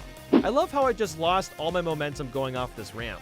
Let's be honest, this is basically the same as that level in Mario Bros. 3 World 7-7 where you run across a bunch of munchers and stars get along the way. Yeah, it's basically the same thing. They stole it, yeah. Why can we only use the element shields in the bonus missions? You got a Chaos Emerald. Legend says collecting all 7 will cause a mysterious power to emerge. A mysterious power? Oh my god, hello? Hey, what happens when you get all the emeralds? Tell me! I don't know! As someone that liked treasure hunting in Sonic Adventure 2, Sonic Generations completely misses the point. Now, look, I know these levels aren't really built for this kind of thing, but showing us literally exactly where to dig takes out the entire fun and mystery of the whole thing. I can't hit this stupid button because the balloon keeps getting in my way. Ew! I just unlocked Splash Hill Zone. Sonic 4 is the last game I want on my mind, thank you. Nobody wanted the spinner top back. You could have just used some boost, modern Sonic, hello? Oh wow, Sega remaking Death Egg Robot? Who could have seen that coming? Doubles of us? Places and enemies from our past? We're traveling through time and space! I mean, are we? We're kind of just visiting the same locations, and they all look different from their counterpart games, which means they likely all take place in the same time due to all the natural changes. So maybe we're just traveling through space, but not time. What even is time? Time is just a construct of our imaginations. Time does not actually exist. The City Escape remixes just don't hit the same as the original. Seaside Hill is an okay Sonic Heroes pick, but why not something more interesting like Hang Castle, Rail Canyon, or Grand Metropolis? We already have Green Hill Zone. This is basically that, but more water. It feels so empty not having Tails and Knuckles next to me. Why is it a competition to find Cream Slosh Chow? Shouldn't it just be teamwork? I had to do a double take here, but faster than airmail? It's already a plane delivery service, and that's not even as fast as email. This advertisement is double wrong. There are so many doppelganger race missions. It gets old after a while. Oh god, a Sonic 06 level. I mean, it's not bad, but that does bring back horrible memories of playing this game. The wisps are so unnecessary in Sonic Generations. In fact, they're even more obnoxious than in Sonic Colors. It just slows the entire game down to a screeching halt. Why do I have to use Blaze to get through fire when the Flame Shield exists with Classic Sonic? Just seems kinda redundant. Adding these Chaos Emeralds into these gears is painfully slow. Ugh, I am so tired of Sonic games ending with all of his friends cheering on Sonic in the cheesiest, most awkward way possible. You got this, Sonic! Like, shut the hell up and do something productive! I don't know, this just feels so forced! This makes me cringe, and I do not use that word lightly. And Sonic's friends don't shut up during the final fight. Shut up. Careful, Sonic! I'm Super Sonic! I'm gonna be fine! So 9 worlds are recreated, but it would have been nice to see something from Sonic CD just to wrap things up nicely. Okay, your turn is over. Let's get into why Sonic Generations is mind-blowing. In 3, 2, 1. Those menu effects are super clean. You can't go wrong with the Sonic Heroes OST.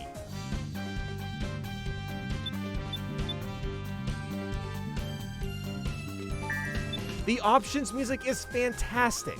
You can turn off the control tutorial and Omochao hints? That's what I'm talking about. It feels so good to play this game again. I haven't touched it since it came out, and gotta say, it's aged really well. The environments are so lush and pretty to look at. I gotta hand it to the level design. Every stage is simply a blast to plow through. Sonic games sometimes have problems with levels being too long or too short, but it feels just right in Sonic Generations. The concept of switching between classic and modern Sonic is incredibly cool, and the fact that both playstyles control well is kind of a miracle considering Sonic's track record.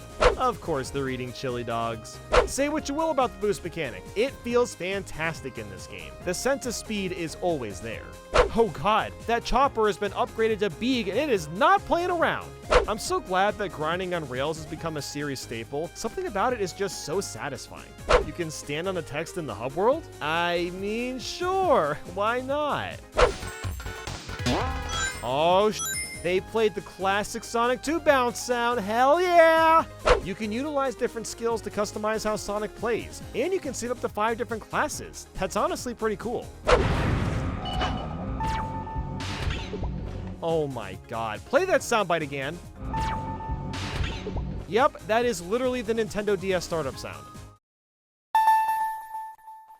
I don't know why that's in Sonic Generations, but I'm not gonna complain. I know I'm just holding right, but my god is this collapsing building so entertaining to watch. On top of all the levels, you've got a ton of fun side missions to tackle for a bit more replayability. Oh my god, they're playing a remix of Super Sonic Racing when you race Tails.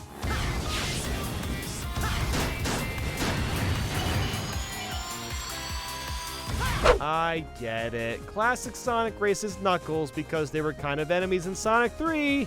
Hey, very cheeky, Sega. Very cheeky. I can't even begin to explain how nice it is to just break ring boxes without being in a ball. Hella convenient. I can't believe I'm saying this, but I kind of enjoyed the Amy Super Jump mission. It required me to time out and plan my jumps, and it was kind of fun. The Pinball DLC music.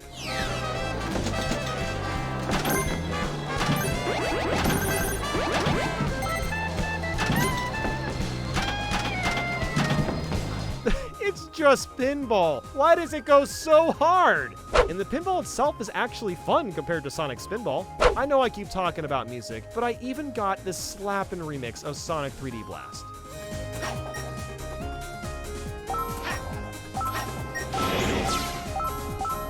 Ring time is pretty awesome. It turns all the enemies near you into rings. Seeing classic Sonic and Tails next to modern Sonic and Tails really makes me wonder what all the newer Sonic characters would look like if they were made in a classic style as well. They remade the Chow in Space poster, and it is beautiful. Modern Sonic's Speedway Highway level flows so well. I can almost taste the wind. I love how over the top the gun truck is in this game. It's constantly showing up out of nowhere and always tries to hit you. It's straight up comical when the truck starts to rearrange the stage layout. I missed the skateboard box, but there is a skateboard box. But then the gun truck from Modern Sonic has these 3 massive chainsaw thingies and he's trying to slice you while also chasing you down the road. But then the truck gets stuck and decides to start flying. Yep, the truck starts flying. Who cares anymore? This is cool as hell. Flying through all these boxes feels so nice. The entire Shadow fight is legitimately awesome. It's so rare to have such a great Sonic boss. The remade Crisis City levels are fun. Yep, they actually made something enjoyable out of Sonic 06. My god, the sheer joy of blazing through the city of Rooftop Run can't be described properly. Something about flying through the narrow cities and busting through doors feels so rewarding.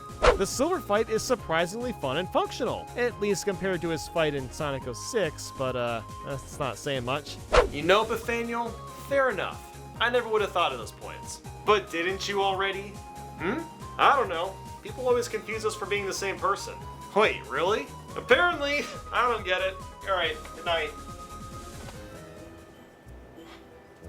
How did... Hey, Nathaniel? Can you...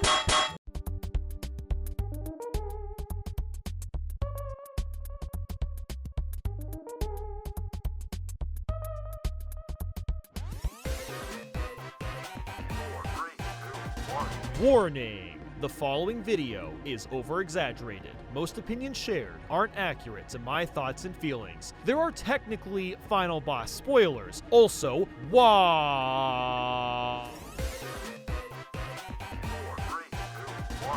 This thin black font with thick white stroke looks atrocious. Wario is no longer fully voiced like he was in WarioWare Gold. I know this is just a Wario game, but getting sucked into a game is quickly becoming one of the most overused plots of all time. Why does Wario's console only have 1 button on it? What kind of game dev are you? This video game maker loves treasure, money, and garlic. Isn't treasure and money basically the same thing? Remember the days when you were so engrossed in games that even the Wario nose meteors didn't matter? Ah, good times. 18 volts moves are pretty unique, but I hate that you can't move at all. 9 volt, I appreciate that you've got 3 GameCubes, but I've got a question. Why is your stereo on top of all of them so you can't swap out the discs or even turn on the console? Hey, look at the window. 9 volt confirmed for Smash. Am I a cool 4chan leaker now? Lol. Oh god, a reference to Game & Wario. I don't know how I feel about that. So 9 volt is forced to constantly move on his skateboard. This isn't very fun. It's a bit lame how some characters are great to play as while others just kind of suck. Each character should be at least somewhat fun to use. When you get a game over, you can use 100 measly coins to just continue where you were. There is no semblance of challenge at all. I love 5 volt's description. She's sweet until she isn't. Isn't that like basically everyone? Why do the viruses look like Geometry Dash characters? Look, it's not that I hate Wario Bug or Bug Wario or whatever, but where the hell is Wario Man? He's the most manly Wario of them all. Penny is one of the worst characters to control since you move in the opposite direction you point in. It's so disorienting. The story mode is ridiculously short. I beat it in less than 3 hours and I was taking my time. Why can't we play as Jesus Wario? I want to play as Jesus Wario. There is shockingly no motion-controlled micro games, which I guess kind of makes sense since there's multiple playable characters, but at the same time, that's what made WarioWare Smooth Move such a unique experience. I guess it's just strange they aren't included at all with, you know, Joy-Cons and Pro Controller and all that. Dribble and Spitz and Cat and Anna are literally the same characters, but Cat and Anna can't stop jumping. Why does the pause text always need to be in the top right corner? I think it's obvious how to pause video games at this point. I already know. The icon for That's Life is literally just a toilet. Is Nintendo implying that life is I have no idea. Infanity's icon is a planet, which, if I'm not mistaken, planets are real. Mona's boss microgame is pretty slow and boring. Just match the items and you win. I have to admit, saving a fly that has wings makes absolutely no sense. And this is WarioWare logic. What are you waiting for? Oh baby, certified lol moment. Truly Lamau. Lol lol lol lol lol lol lol lol. Speaking of water, there's a water level in WarioWare. Bad. Half of the minigames with 5 volt feel awkward because of her teleporting movement. And that's my main issue with Get It Together. A handful of the micro games just don't work with all the characters, which leads to an annoying experience which could have been completely avoided. A great example of this is Great Juice. If you're a character that can run, jump, or float like Ashley as an example, this one is a blast. But then 9-volt or 18-volt are miserable because you can only move around at certain times. And what's even stranger about this whole thing is the game has a rating system showcasing how good or bad of a fit the character is. If a micro game doesn't work well with a character, don't let us pick that character. Problem solved. I am so sorry, but imposter sus. Dr. Krygor stole Waluigi's swimming through the air powers. That's not fair. The bird out these pink turds reminds me of Dr. Jekyll and Mr. Hyde. Yeah, I can't believe that game entered my mind again. The online play is disappointing. You can't play any of the micro games with friends. There's leaderboards for the Wario Cup, and that's about it. Gotta Bounce is ridiculously tedious. You just bounce the ball up until you get bored. Like, seriously, you'll only lose after falling half asleep. Anyone else find it weird that you can only play as Anna and Spitz as player 1 in the variety pack mode? I feel like you should be able to swap them out in the main game too, unless I'm missing something, which could be possible. Probably am, let's just be honest. What in the hell is that thing? A tall Mr. Saturn? A Pikmin? A dancing tooth? Ugh! This toothpaste sucks. You squeeze out one little bit and half the tub is gone. Why is there thumbtacks on the wall and ceiling, and why are they so damn big? It's a little weird that they picked Animal Crossing New Leaf over Animal Crossing New Horizons. This is just Pipe Maze from Mario Party, but without the challenge.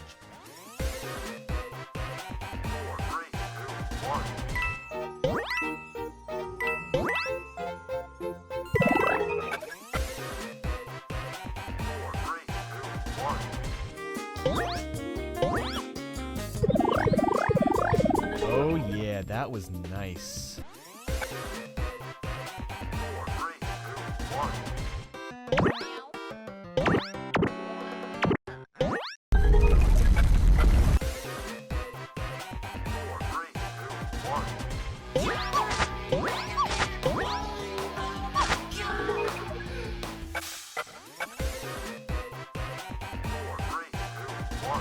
What the? What? Okay. Hey, what's up, dude? What? You got the new Wario game. Oh, I gotta play that. No. Bathaniel, don't. Huh? What? Dude, don't touch that. I mean it. Don't touch you dare what? touch that. Hold on. I gotta draw.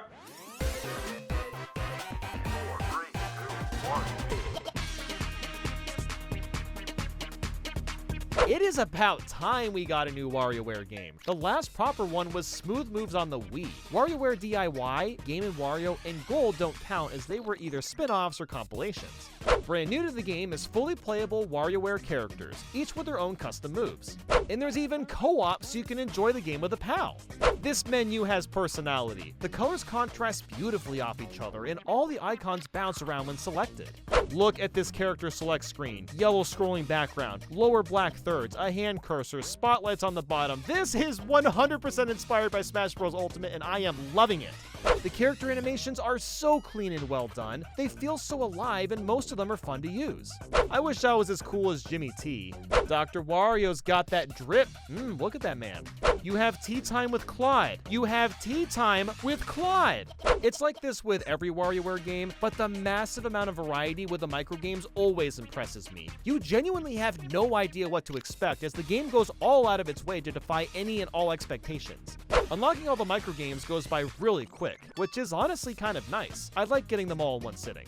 On top of the normal story levels, you've got a couple remix stages which blend a bunch of microgames together. Then there's All Mixed Up, Super Hard, and Thrill Ride, which are harder variations. I'm glad to see all these modes return. The final boss is incredibly interesting too. Instead of playing a long microgame, the transition screen is the fight, and you have to use every single character's ability to win. It's admittedly pretty easy, but the creativity is thriving. The button controls being limited to moving and A makes a lot of sense since each character controls differently. Jesus Wario is the best Wario. After completing a boss stage, you'll play these neat little bonus stages to collect Wario coins. That's right, you get Wario coins now, and they can be used to upgrade your character's level, customize how they look, or buy things in the Emporium. The amount of stuff you can unlock is a lot more than your typical WarioWare offers. There's also a ton of missions, or basically achievements if that's your sort of thing. Friendless Battle is a really fun beat-em-up minigame where you take out a bunch of WarioWare characters, and occasionally a boss one to increase your HP. This is one of the better variety pack games. The Wario Cup has weekly challenges to compete for with online leaderboards.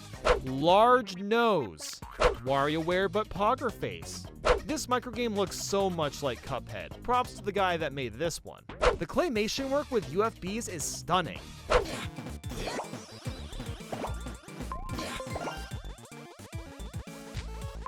You've got mail. I love how you actually get bigger when getting the mushroom in Super Mario Land.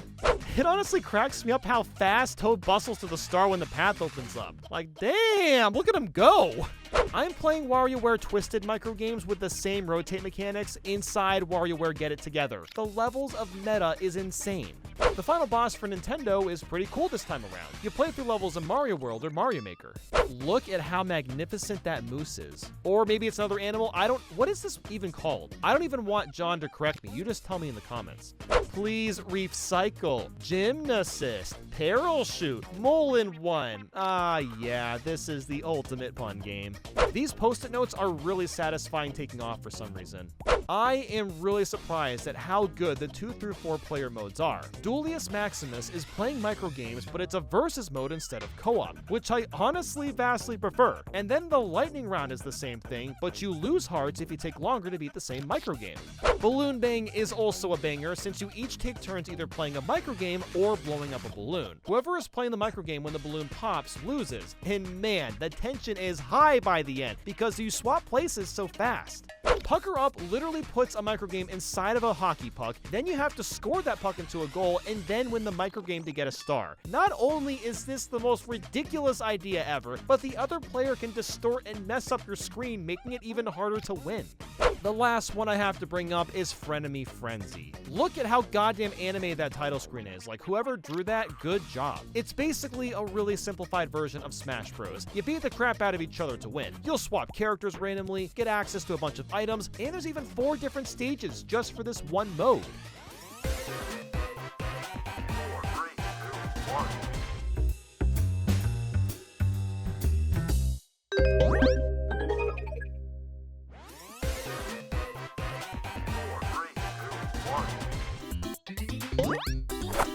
Ow, I'm a-moving. I'm tired.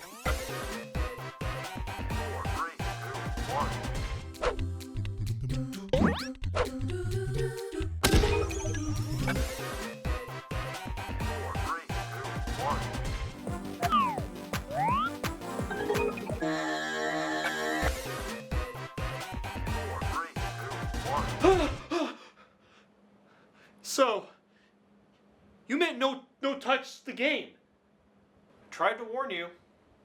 Warning! The following video is over-exaggerated. Most opinions shared aren't accurate to my thoughts and feelings, because who cares about gems when going back to colors is way cooler?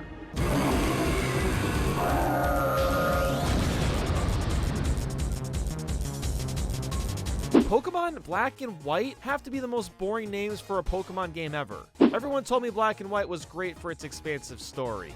This first 20 seconds is not leaving an accurate impression. Look, I know it's coming later, but still. If you don't pick Oshawott for how goddamn adorable he is, then you're making a great choice because, spoiler alert, he's kinda garbage by the end. Bianca, why are you forcing me to have a Pokemon battle in my room? Everything will get destroyed!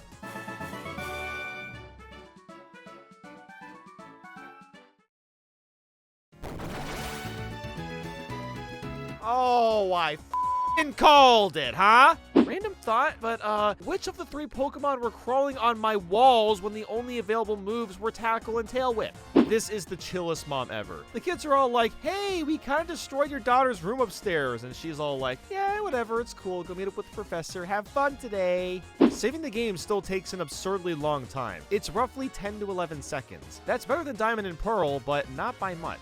That's not a trash can. You already know what's coming. Oh yeah. I like how Chenrin already knows what a Pokedex is. The series is somewhat poking fun at itself. But then Juniper tells us what it does anyway. Oh, come on! I like how easily you can register the town map for quick and easy guidance, but this is the Nintendo DS we're talking about. Keep the map on the bottom at all times. Greet mail, huh? Isn't the entire point of mail meant to greet someone? Why have that in the title at all? I'll take 72. A complete stranger just gave me a Pansear, which is exactly what I needed against Cyland. I wish strangers would do stuff like this in real life. Amanita has the most gamer PC I've ever seen. It's powered by some crazy tubes and some sort of electric container thingy. The emphasis on story is very much appreciated and well done for the most part, but it does make the game drag on sometimes when you get a bunch of exposition dumps. I kid you not, you will get stopped constantly, and frankly, it can get obnoxious. Initially, I thought this started with the 3DS games, and that's why I hated playing Sun and Moon as well as Sword and Shield. But no, it really began in Pokemon Black and White. At least this game has a good story, while the new ones are just boring beyond belief. 1 + 1 is 2, right? Oh my god, genius over here. Albert Einstein 2 in the room. Whoa! Seriously, guys are all just little boys. Why is the truest statement ever coming from a Pokemon game? Audino's eyes are staring into the dark pits of my soul. Team Plasma doesn't want people to use Pokemon for fighting, while their only way of gaining control is using Pokemon for fighting. Yeah, makes a whole lot of sense, guys. Gee, I don't know, maybe make a picket sign or something, vote for someone different in Congress? Wait, does Pokemon even have a Congress? Or are they democracy? Are they a monarchy? Oh my god, I don't even want to start thinking about that. Oh yay, Pidove, another bird Pokemon. We don't have enough of those. He is with a small brown Pokemon. I'm sorry, but all I could think of right now is a Goomba. What the f is wrong with me? Wow, I got a basic badge.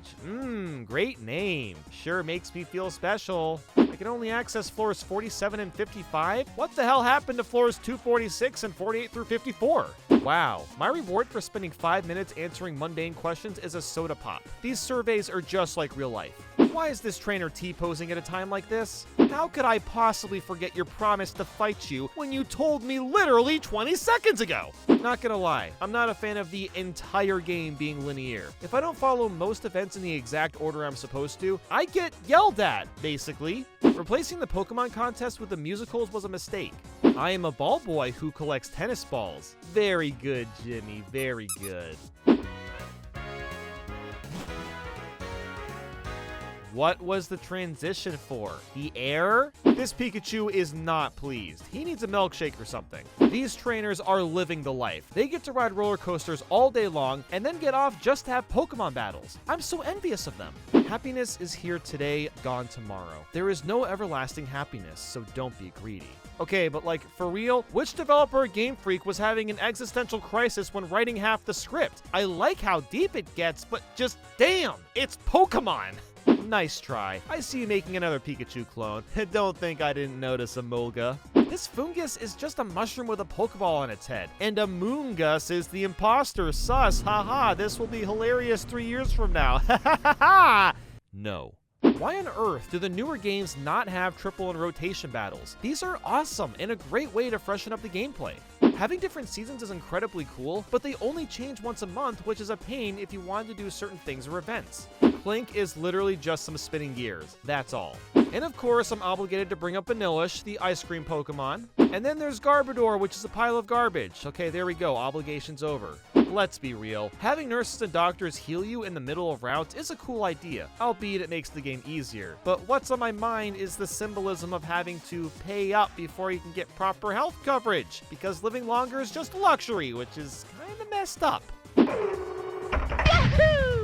I can't be the only idiot that took these same two cannons over and over again, confused on what the hell I was supposed to do, only to realize I could use this cannon to shoot north. The gray panel is completely camouflaged by the yield tape. You can't see it. That is not at all how that should have gone down. Alder should have jumped down, broke both of his legs, and screamed in agony.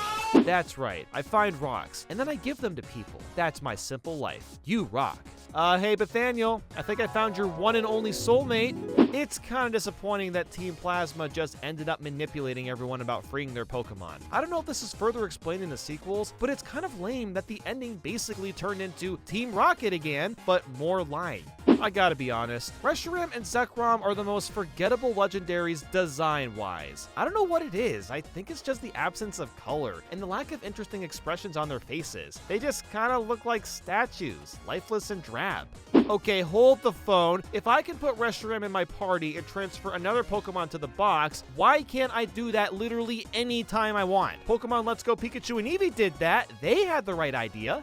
Not only does the ending finish somewhat abruptly, but the sequence itself is just a black background. Boring. The police officer needs me to track down the 7 sages and gives me a super ride. Of all the NPCs in this game, this seems like the worst one to give me this item. At least they made a joke out of it, saying it has absolutely nothing to do with the mission. Imagine unironically using a level 60 Zubat. Just put that into perspective. I have no idea what the popular opinion is, since I'm not a part of the 1% of Pokemon fans that know every move, ability, and pixel color, but I really liked this game. It was definitely better than Diamond and Pearl for all the quality of life improvements, faster gameplay, and just more interesting story. But as Team Plasma would say, I need to liberate my furret and let it roam free. Or wait, would they say that? Who cares?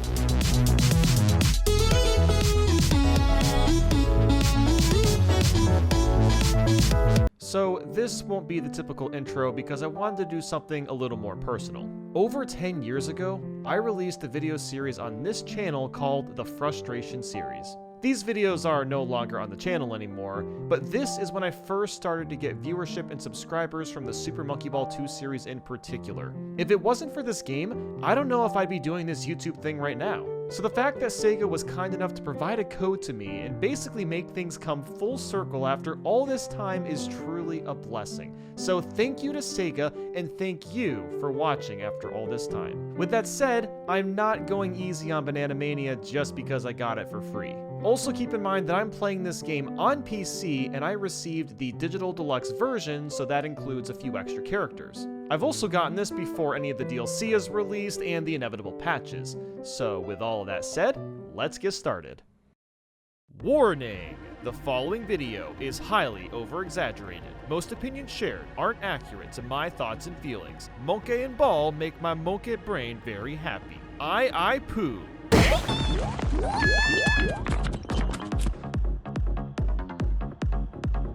The story mode cutscenes have been condensed to a bunch of moving pictures, which is incredibly disappointing. I get it may not have worked since you play as more than 4 monkeys, but the replacement is super meh.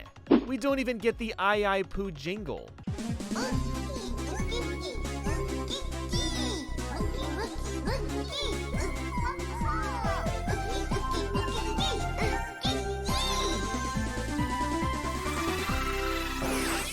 The new music is pretty decent, but it's still not as good as the original tunes. But don't worry, you can pay extra for the classic soundtrack, because that's not lame at all. I know what you're all here for. How did the controls turn out? Don't worry, I have an answer for you. They work. That is, if you turn off the movable camera. For whatever reason, the movement feels a little slippery with the camera on. The controls aren't exactly the same, and for the easy and normal levels, that's perfectly fine. My issue is when you get to some of the expert and master levels. At first, I couldn't figure out what the problem was. I played this game for about 10 hours before I could really pinpoint the issue. And then it hit me. In the original games, turning sharp or around could be done on the dime with quick and subtle joystick flicks. Once you get used to it, the movement feels extremely fluid and satisfying. The visual feedback was perfect. With Banana Mania, you can't turn sharp or round as quickly because the camera doesn't keep up. The controls aren't sensitive enough. This concept can be perfectly explained with the Strata stage. To complete this one, you would typically flick the joystick backwards to flip the camera around and boom, you are good to go. In Banana Mania, it's impossible to do that. The camera doesn't face the correct direction until you start moving for a little bit. You can turn the camera sideways, but that feels incredibly awkward. I'm glad the jumping feature is optional, but it shouldn't be in the game at all considering it didn't exist before. Let me fail the stage 100 times without you offering help, Mr. Turn Helper function. I'm a big boy, I can do this myself. So the rolling sound effect has horrible audio feedback. It cycles way too slowly and not with your actual movement. Oh great, the map screen no longer shows the bananas, and the monkey is replaced with an arrow for some reason. The banana collecting sound effect isn't as good as the original. While there is online leaderboards, there's no online multiplayer. I hope it's added in the future because that would be huge. Gone, you need to swap out your wrench. Clearly, you aren't tightening that bolt. Swap them out or something, come on! I love how many missions there are to complete, but it does kind of stink they're mostly relegated to the story mode stages. It would have been cool to have some for every level, even if they were small. The classic Monkey Ball skins are pretty amazing to have returned, but why not also include the original voice lines to create true authenticity? Why are we only allowed to play as the default 6 characters with party games? I am so sad to report that the monkey target physics are completely wrong and broken. You lose speed way too fast, you're forced to fly super high in the air to get anywhere, which just makes the whole thing tedious. Collecting bananas in the air looks really off since the start animation around it freezes, and then there's no weight when you drop on a target. The controls desperately need to get patched because this should be an amazing mode. It includes all the original levels and even has the Wheel of Danger. Hit. You don't have to keep saying hit. No, really, please stop. Okay, that's enough, stop! Baby is no longer OP in monkey bowling. This makes me big sad. Why isn't the monkey drinking at the bar and billiards? And where is the classic jazzy music? I don't see the point in all these arrows on the tracks in Monkey Race. I can clearly see which direction to go in. Falling is f***ing weird in Monkey Race. Basically, your vertical speed increases a lot while your horizontal speed slows down. I think this is done on purpose to keep the gameplay more balanced, but it just feels weird. So you can't pull your monkey backwards in the air in Monkey Race specifically. Yeah, only Monkey Race for some reason. In survival mode, only 3 of the 5 stages crumble up. They made a handful of the hard levels much easier. There's a mode you can unlock to play them on their original difficulty, which is cool, but why not also have a difficulty swap? Bonus Wave isn't nearly as intense as before. Curve Bridge added arrows for some reason. Yeah, I can see a turn is coming. I don't need the arrows, thank you very much. Air hockey's pattern is not only different, but immensely slower, taking away all the challenge that used to be there. Catwalk no longer has that strange thing where you lock in place across the walk. Nothing against the new voice actor, since she did a phenomenal job with the enthusiasm with all the lines, but where is Brian, Matt? This is classic Monkey Ball. It'd be great to be able to swap out the new and classic voice lines. They made the sun way less creepy and scary. I wanted a creepy HD sun, Saga, come on. The Sega consoles as characters is hilarious, but I do wish they'd actually roll around in the ball, maybe make some sort of noises as well. Sonic and Tails don't talk, and neither does the other guest characters. If you're gonna allow jumping, at least change Sonic and Tails jump to the Sonic version instead of the default Monkey Ball one. Why not combine the practice modes into one menu for both games as well as the deluxe stages? If they went out of their way to include all the stages from Monkey Ball 1, 2, and even Deluxe, why isn't there some sort of ultimate mode where you play all of them in one massive marathon? They have that for Monkey Ball 1 and 2 separately, but not together with the deluxe stages. There's barely a difference between the normal and toy filter. What in the bananas happened to the Monkey Ball credits? They could have gone with Monkey Ball 1 or 2s. Instead, we get this generic boring one that you can't control. There's payable DLC characters, which is really disappointing when so much of the content is free and unlockable in-game. A lot of the custom clothes really give me Sonic Forces vibes, where some of the clothing is just boring and generic. Remember everyone goofing on that gamer hat back in the day? Well, Monkey Ball has its own version. Banana the Hat. The cat ears just don't look right. Once you buy everything, there's really no need for monkey points. It would have been cool if they could be used in some other ways. Good luck getting this last achievement in Monkey Ball 1 Master Mode. You're supposed to clear all the courses without the helper function and in under 50 lives. Stamina Master alone will make that a dilemma. I am so excited about this new Monkey Ball game that I bought a real-life hamster ball so I could become Ai in real life. But yeah, it's not pumped up. I need to go do that real quick. So while I'm pumping this up, let's get into why Monkey Ball Banana Mania is mind-blowing. In 3, 2, 1. Look at that monkey walk. He's so happy and proud to be back. Clicking on the buttons sounds really nice. The spruced up graphics are pretty solid and well done. While I'll always have a soft spot for the original game's menu, the UI in Banana Mania is really clean and well presented. The intro song is super catchy and anime-like. Hello, hello, hello, hello, banana. Super Monkey Ball! Oh my god, the mouse cursor on PC is a banana. That's cute. One of the best things about the original Monkey Ball games is how fast the game would load. If you wanted to retry in story mode, it took less than a second. Thankfully, that's been carried over to the remake. It's not quite as fast, but still fast enough that it isn't obtrusive to practice hard levels. Pro gamer tip, turn off the camera controls. You'll thank me later. There's so many missions to complete. All of them actively strive to make you a better player. Beat the stage before so much time runs out. Get the green goal. Get this many bananas, and so on and so forth. The sparkle effect when you go fast is kinda cool. It really adds a sense of speed. So the remix music is a bit of a hit and miss, but Dr. Bad Boon's theme absolutely slaps.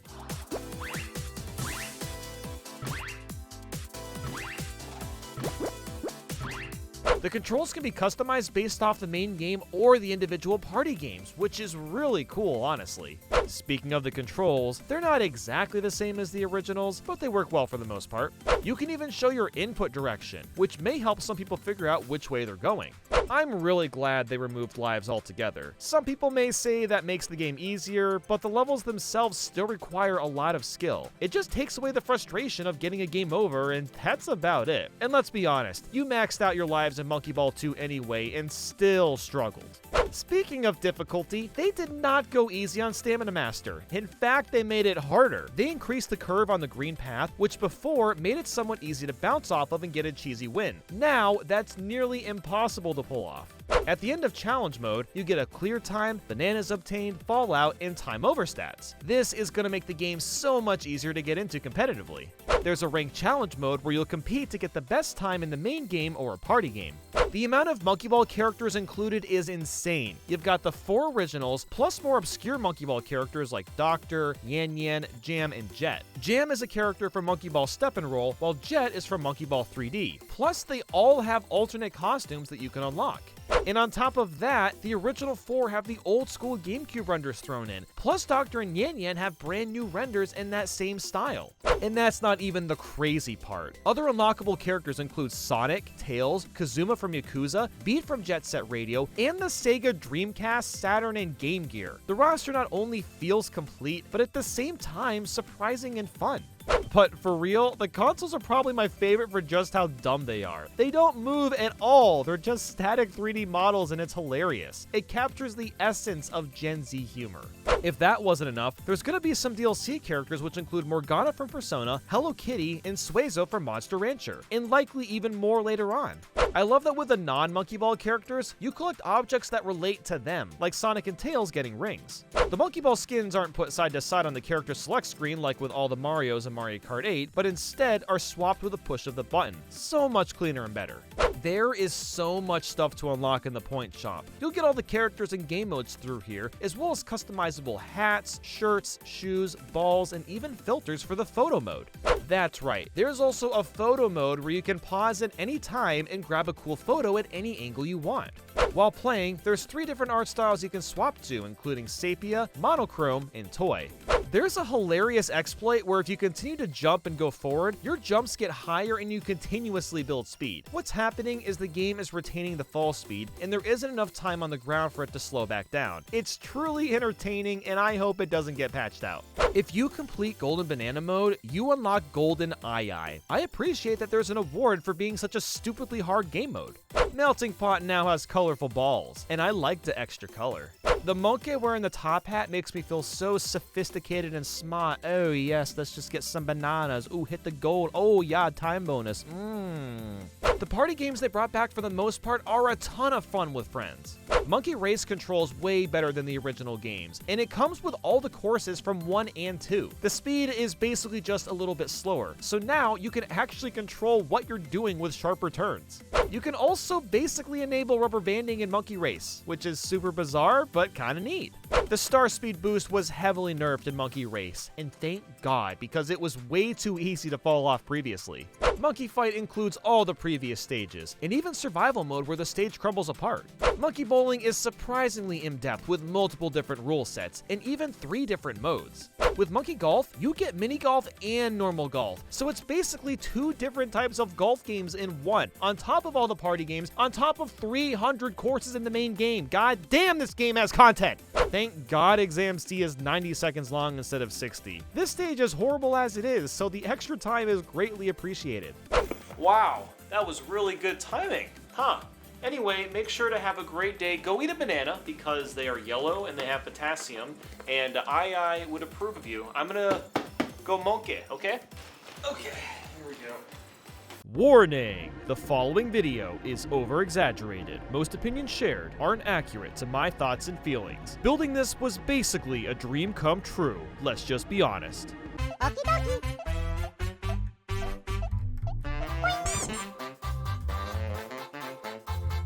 The front of this box is really boring. It's just the block.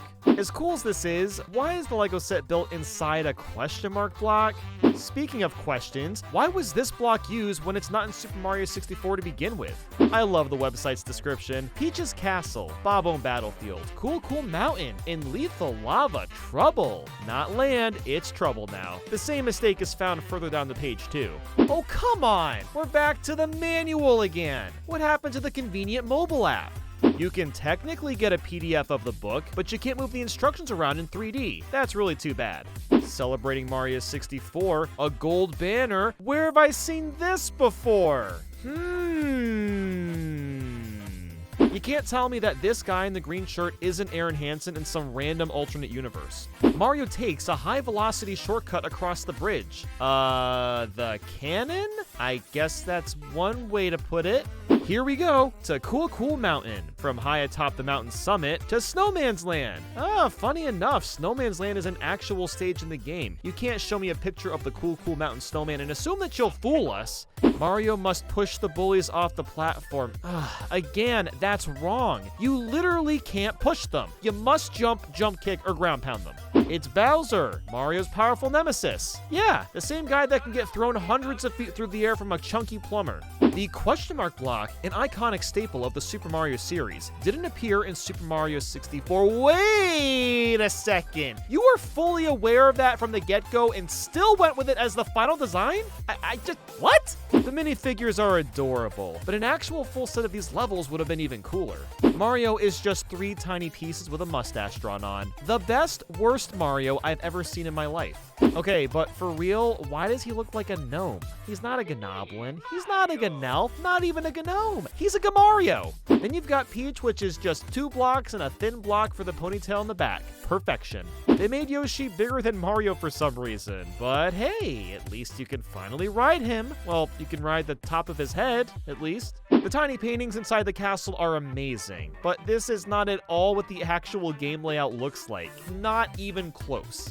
Nice try, but the floating island is being held up by the transparent stick. Got him! You can't fool me, Lego, it's not actually floating. Imagine if King Bob-Omb was actually scaled this big in the game. He would be so much more difficult.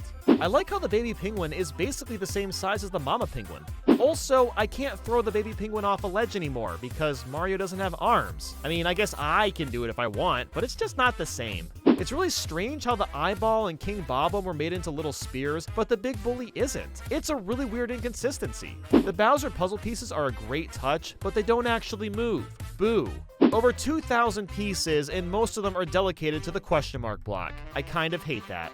I can't even BLJ. I can't believe this. I'm gonna go complain now. Wow. What is going on with this Lego piece? It doesn't want to go in.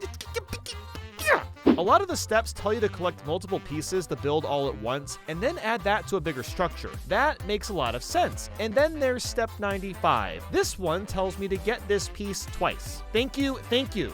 Bowser is too cute for his own good. I mean, just look at him. 64 pieces, huh? You think you're so clever, don't you? You are. I'll admit it, you are. I just want to point out that this log moves. Yep, they actually made the log move. I'm trying to use my imagination here, but this hardly counts as a Lekatu. Lego Mario can now throw Bowser without arms. Bowser should really find a new career at this point. I would just give up. There's a secret way to make small Luigi. Just replace the red piece with the green one that's the exact same size, and boom, Luigi is real. So you can get Power Stars with normal Lego Mario and Luigi, and while that's kind of cool, it doesn't seem to work that well. I gotta be honest, this is the most fun I have ever had building a Lego set, especially a Lego Mario set. It's too bad it's a minifigure and it's still a little too expensive for most people, but this thing is freaking awesome. And honestly, I just want to play Mario 64 now.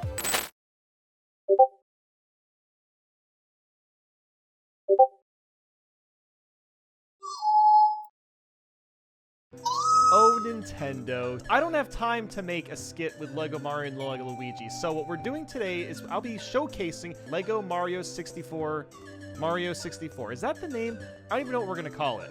But here's the mod. I've barely seen it. All I've seen is just this Mario. I love him. I mean, come on. How can you not love this? He's fantastic. And basically, this is a mini hack. It's only 5 stars.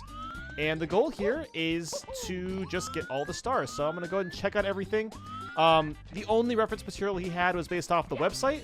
So he really followed this like to a T. You know, he did a pretty damn good job making sure this was as accurate as possible. It's not perfect. Oh, bully fight. Okay. So I guess that's going to be one of the stars. All right, well, this ought to be pretty easy. I can't imagine this is going to take that long. So there you have it. There's the star. Very cool.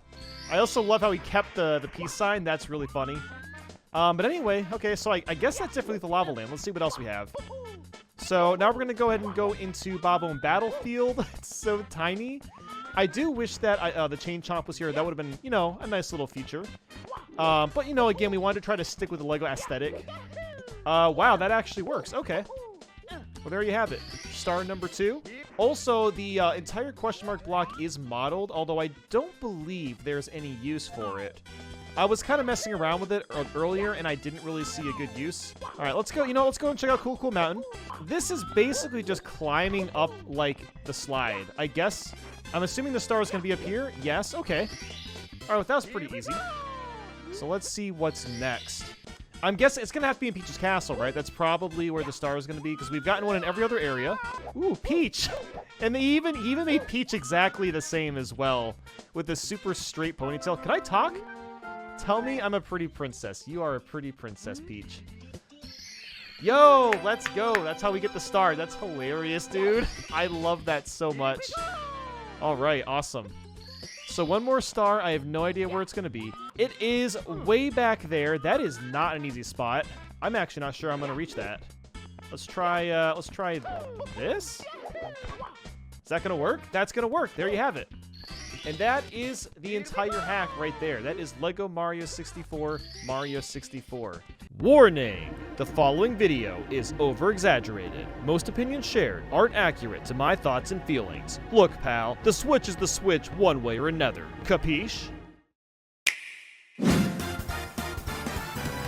This is the Switch Pro, fellas. All those rumors about getting a 4K Switch, and this is what we get. The box is now vertically packaged, because I guess that's cooler. Instead of 32 gigabytes of internal storage, now we get 64 gigabytes. Ooh, wow. Now I only need a slightly smaller micro SD card to hold all my games. Nintendo, you're cracking me up with a standout feature being a dedicated LAN port. Glad you guys made it to the year 2006. Also, the LAN port isn't that special when a USB adapter will do the exact same thing. And you know what else? Nintendo's online is still garbage, so a LAN port is barely going to make a difference for most games. Why did the notch shrink for opening the game card slot? It's much harder to open for seemingly no reason. The 7-inch screen is a nice enough upgrade, but is it really that noticeable? Nah. In fact, you'll probably notice your games in handheld mode are even blurrier because of a drop in fidelity. The 720p screen resolution isn't increased at all. Like seriously, you couldn't have updated the screen resolution to at least 1080p? So lame. I appreciate this wider adjustable kickstand, but why on earth wasn't this included in the original Switch? Nice. I'm so glad the audio was enhanced. That was truly a new feature that the whole world was begging for. Can we talk about this name, by the way? Nintendo Switch OLED model? What about Switch XL or new Nintendo Switch? At least be consistent with your dumb names. The OLED screen is nice, but the PS Vita had one almost 10 years ago. It's not exciting enough technology to name your console based off the screen. OLED screens can also have burn-in issues, by the way, and I'm not saying that's gonna happen with the OLED Switch, but who knows? I've been playing handheld on the OLED for a while now, and I'm not gonna lie, I forgot it was even an OLED screen to begin with. Also, this is a very glossy screen, so expect it to pick up your crispy little fingerprints. If you wanted any meaningful hardware upgrades, then stop that crazy talk. Nintendo fans never get what they want but buy everything anyway. Ah, the life of a Nintendo fan. Not even the battery's been improved. I'm sure it'll be slightly better because of the OLED screen, but nothing beyond negligible. So why make the Joy-Cons and dock white, but make the Joy-Con grips and the Switch itself black still? Are you trying to copy that PS5 look? Like, what's going on here? And the Joy-Cons are exactly the same as the other ones, so you still have to worry about Joy-Con drift. Supposedly, in quotations, Nintendo has fixed the issue by adding foam strips underneath their joysticks, but why do I have to worry about that? They should have upgraded their Joy-Cons or something. The dock itself is still plastic on the inside, making it more likely to scratch your screen when inserting your Switch. Just some rubber or even cloth would have been a nice upgrade. Thanks, Nintendo, for finally adding Bluetooth audio to your console. Only 4 years late. But then, of course, this is Bluetooth audio only. There's no mic support, huh? And let's not forget that there's still no themes or folders or native voice chat. All features that should have been added ages ago. Oh, also, while we're at it, the Mario Switch still bothers me because they kept the kickstand black but made the whole console entirely red. That's gonna bug me until the end of time. Why would you do that? What the hell is this NES selection? Eliminator Boat Duel? Scat? The Immortal? Look, I know I'm cherry picking here, but why bother adding actually bad games to your service? But don't even get me started on the SNES library. Oh, thank God we've got Super Baseball Simulator and Magical Drop 2. Oh, wow. Oh, but who could forget Smash Tennis? Oh, but please, just look, don't even bother adding Earthbound, Super Mario RPG. No one actually likes those games. They're stupid. They're stupid. Nintendo's menu UI was perfectly in harmony until they added this big red Switch Online button. Why ruin something so great? So I forgot my parental controls password and turned it on so I could see more accurate game time. But it turns out it wasn't that accurate. So the parental controls button is now stuck on my Switch for forever. 3 years later and the special offer still feels like a wasted opportunity. Sure, you can play Pac-Man 99 and Tetris 99. Those are slightly intriguing, but you also get game trials, which lets you play full games for a limited time. Why do I have to pay to do that? Oh, but you can only buy NES/SNES controllers if you're paying for the service. What? Oh, but hey, at least you get in-game rewards for a total of 4 games. Wow, that's really cool. Really cool, Nintendo. It's cool. You know, I shouldn't be stunned that Nintendo actually added the ability to change your button mapping, but I am stunned by that. Look, let's just be real here. You don't really need the Switch OLED model when the good old regular Switch is still here and it's still great. You've got all the same games running on it, the hardware is the same, the battery's the same, it's slightly lighter, and it costs less. Don't forget about the Switch Lite. Oh my god, we've already gone over this when I gave that to you 2 years ago. Exactly! This thing is great for dedicated handheld gamers such as myself. Plus it costs less, and look at the stylish color. Ooh yeah. The battery is also worse, the screen is smaller, and you can't remove the Joy-Cons. It works for me. Hello? What are you scallywags doing talking about another Switch? Isn't this a Switch OLED model video? And you are who? Oh, you guys don't remember me. It's me, Nathaniel Nandy. What? Look, I know it's been a bloody minute since last time, but neither of you remember me? Family, am I right? Fellas, look, the Switch OLED model's supposed to just be a small upgrade to the Switch. It's got the nicer screen, the bigger bevel, the nicer kickstand. It's supposed to be small and little meaty if you're willing to pay a little more coin for it. And honestly, I think it's kind of worth it. Anyway, I see you boys got a lot to think about. Maybe hit up the good old ancestry, alright? I'll catch you later. Ta-ta! You have another brother? Nathaniel, we are brothers. This is our triplet, apparently. He looks just like us.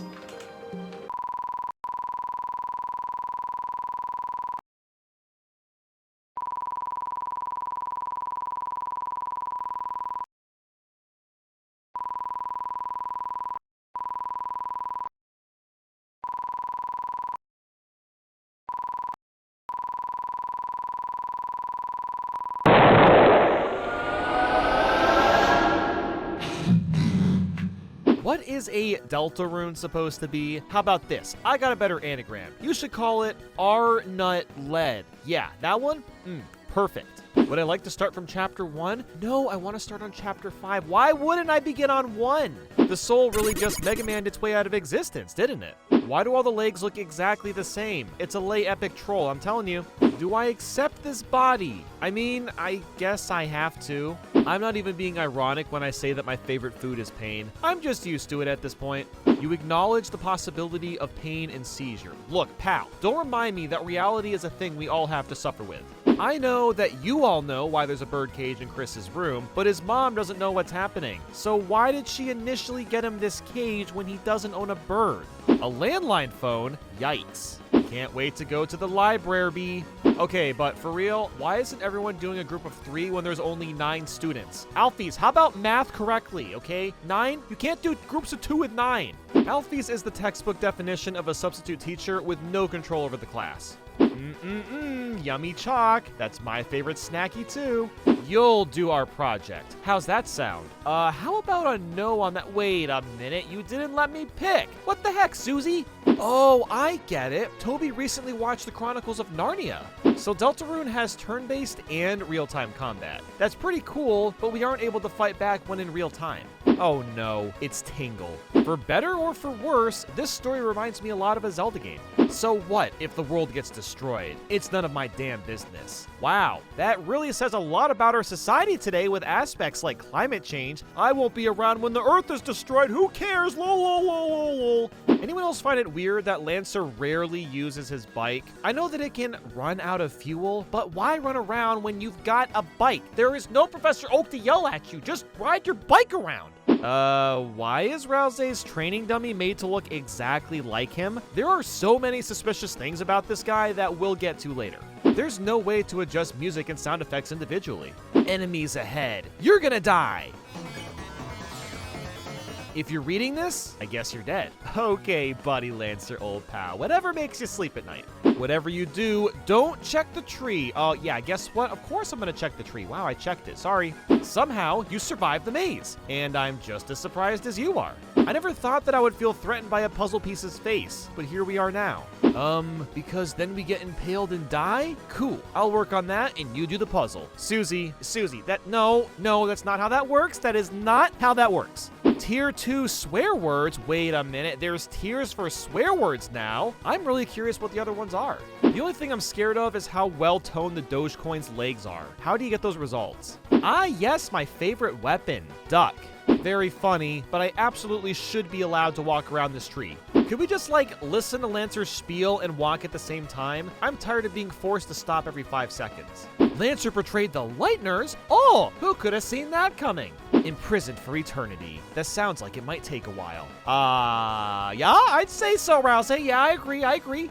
Welcome to the slowest elevator of all time. Castle bathroom, royal flush. I get it. Looks like a bed. Will you rest here? Sure, looks kinda cup. No, you won't. It's not your bed. Okay, I see how you treat my kind. I see how it is. Rousey, we clearly fought K-Round already. Like I said, something is sus about this guy.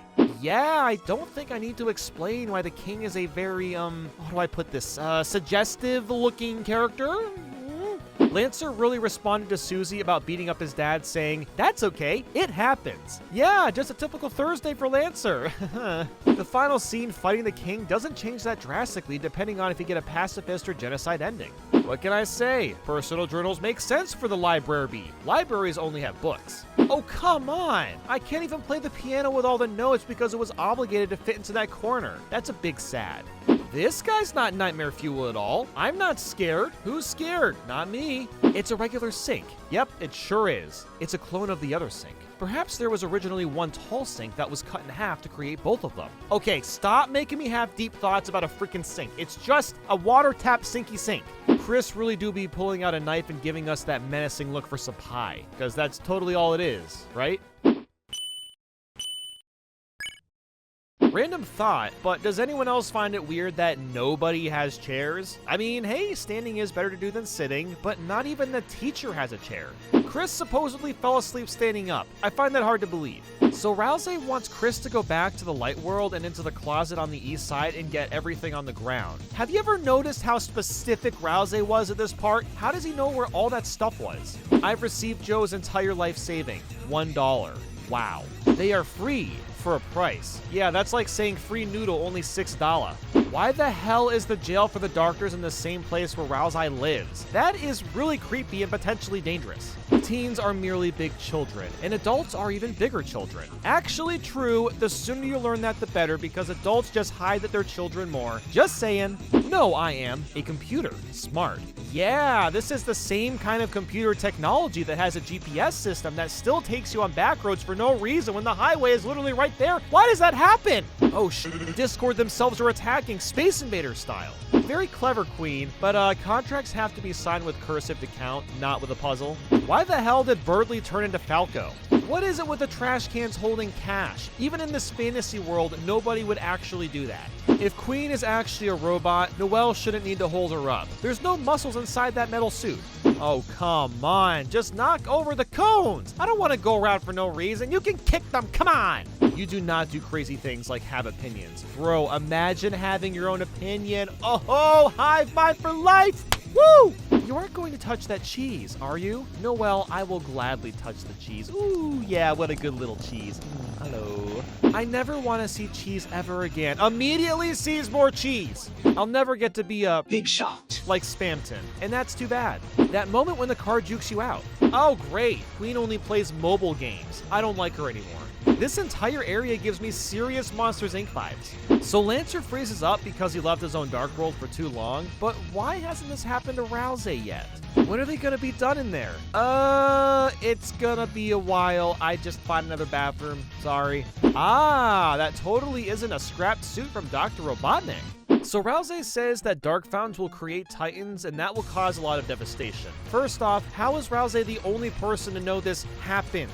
And second, why hasn't this happened already? We don't know how long these Dark Fountains have been here. Maybe they've been around for hundreds of thousands of years and nothing happened. Oh no, not again.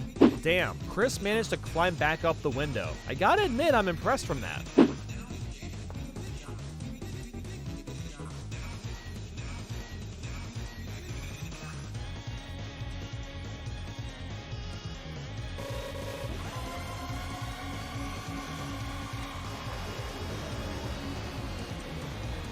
Someone needs to call up an exorcist. But what about the genocide route, you might be asking? It is, how do I put this? Beyond guys, you literally kill Birdly. Yep, just completely wipe him from the planet. Basically, you use this attack called Snowgrave with the flavor text saying fatal. I mean, that's just, it's just chilling. And it's the fact that you have to do all this with Noelle. She's like this innocent character, so that makes it feel even worse. Even when you go back to the computer lab at the end of the chapter, Birdly doesn't wake up. That is messed up, man. What the heck?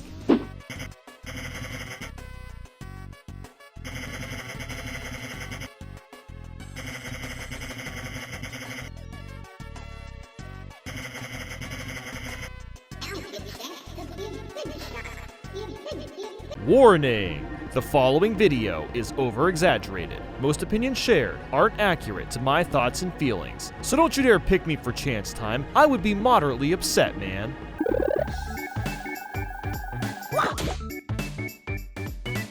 I'm not even gonna say that 5 boards in Superstars is better than the 4 board in Super Mario Party, because both games don't have enough. How is Mario Party 1 beating out a modern Switch version? Now, yes, I have heard that there's a chance for DLC boards. Maybe they're free, maybe they're not. But if that's the case, stop doing that and just release the full game!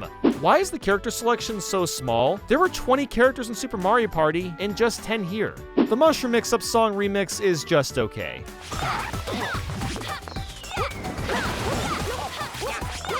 I can't do 50 turns like the old days and play for 3 hours straight. How inconvenient. You know how cool it would have been if the background for Facelift was Super Bowser Odyssey? It would have been a fun upgrade to the original since that one had Super Bowser 64. What the hell is wrong with Daisy's face?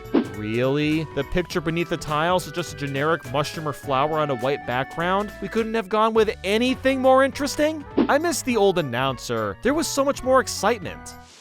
Start. Where's the energy? The distribution between the N64 and GameCube games compared to the Wii and Wii U ones is astronomical. Like, as an example, there's 2 Mario Party 8 minigames. Only 2 of them. That game had some really solid minigames. I'm a big fan of Balloon Burst, but the original is way more charming. Look at how many face expressions Bowser cycles through the bigger he gets. It's hilarious and a lot of fun. This remake is just a typical Macy's balloon with nothing interesting about it. I don't know about you, but the stickers are really forgettable. I'm only using them to show you how they work. How many damn Mario Party games need Bowser's Big Blast? It's in Mario Party 2, Mario Party 4, Mario Party the Top 100, and now Mario Party Superstars. Cake Factory is a lot slower paced for some reason. And same with Cheep Cheep Chase. It's been slowed down to a crawl. To avoid irritation to your skin and/or damage to the control stick, do not rotate it with the palm of your hand. Oh yeah? You can't stop me! Ha! Oh yeah! Woo! You can cheese messy memory so good now. Literally just take a snapshot, and if you forgot any of the pieces, just go to your album and check it. And the same thing applies to roll call. Look, I'll admit that I shouldn't be doing this, but why not, right? Arch Rival is still a super unfair minigame for the group of 3. Anybody else find it obnoxious how noisy the characters are in minigames? It's like every little movement they do, they have to yell or shout something. It's completely unnecessary. Just stick with sound effects. The penguins are so loud, shut the hell up. Oh no, do you see what I'm seeing? They removed the colored golf clubs. Oh, the humanity. Oh no. What the hell is going on with these leaves? They're like fading out of existence? Where are they going? Rip the super big heads on the cars. It looks so stupid, but you know, nostalgia. Why is Leaf Leap and What's Go Up both in this compilation? They're basically the same minigame. The scoreboard is missing in Rockin' Raceway. I can't believe they didn't include that. Wow. There's a serious coin problem yet again. Players get coins way too easily, just like in Super Mario Party. The issue is that there's too many lucky spaces and they're too generous, which makes getting stars incredibly easy. And it doesn't help that you can still get pity coins if you lose a minigame. There really should be a way to turn that off. Bowser no longer calls me fat in his Bowser tube. That's strangely disappointing. What the heck, DK? I was right next to the star and your stupid warp block got me away from it. Just how I like Mario Party, oh yeah. The Super Warp Block lets you pick who to swap with. Like, damn, this really is old school Mario Party, isn't it? Why is this stupid fish predicting who's gonna win the entire game? It's just a fish, who cares? I'll miss the way the inside of your pocket smells. Skeleton key? You don't even have a nose, dude. Ah, yes, the classic Bowser Blast where you lose all your coins if you get hit by it. Good times of return, I'm not upset. No, not at all. There's no big final missile at the end of Bombs Away anymore. So Peach's birthday cake has this new junction that you can take to make the map more open, but you only take it when you land on the event space. Why can't it be a choice? Everybody's so focused on coins, but there's more to life. Bowser, it's just Mario Party. Why doesn't the item button also have a hotkey like the Dyson map? Man, all this talk about Mario Party sure has given me this incessant need to find a salty bag of carbs that'll surely kill me faster.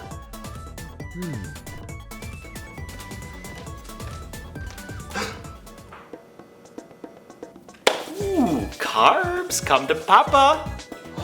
Salt! What's all this ruckus? You got crisps! Hey, I spotted them first. They're mine. Well, I'm closest to them. Well, I traveled miles and miles for this moment, so I think I deserve them. Bathaniel Nandy, with all due respect, I live outside and my boulders get hungry sometimes, you know? Okay, look, great idea here. Let's just share the bag, No, no, no, no, no, no, no, no, no, no, no, no, no, no, no, no, no, and also, by the way, no. Well, that wouldn't be well themed, of course. Let's just fancy up a Mario Party minigame instead, you know? Right now? No, in the Mario Party Superstars mind-blowing video. Duh. Oh, come on, Nathaniel Nandy. I hate cliffhangers. Well, too late, sorry. Warning! The following video is over-exaggerated. Most opinions shared aren't accurate to my thoughts and feelings. I don't think the word brilliant makes Diamond better, but whatever suits you, I guess. I can't even walk across my bed like in the original game. I can't believe this. These graphics are really cute. Those that think this looks like a mobile game can shut the hell up, because obviously my opinion is correct. Duh. I love how drastically different my avatar looks in the overworld, and then compared to the battle. Might as well be two different people. Chimchar's tail is irrationally annoying me. There's no shadow or depth, while the rest of his model looks fine. I'm a goddamn gazelle with these running shoes. It's almost too fast, if I'm being honest. Oh yeah. Oh yeah. For some reason, I can't jump over this ledge at an angle. I have to be perfectly straight, which is kind of stupid.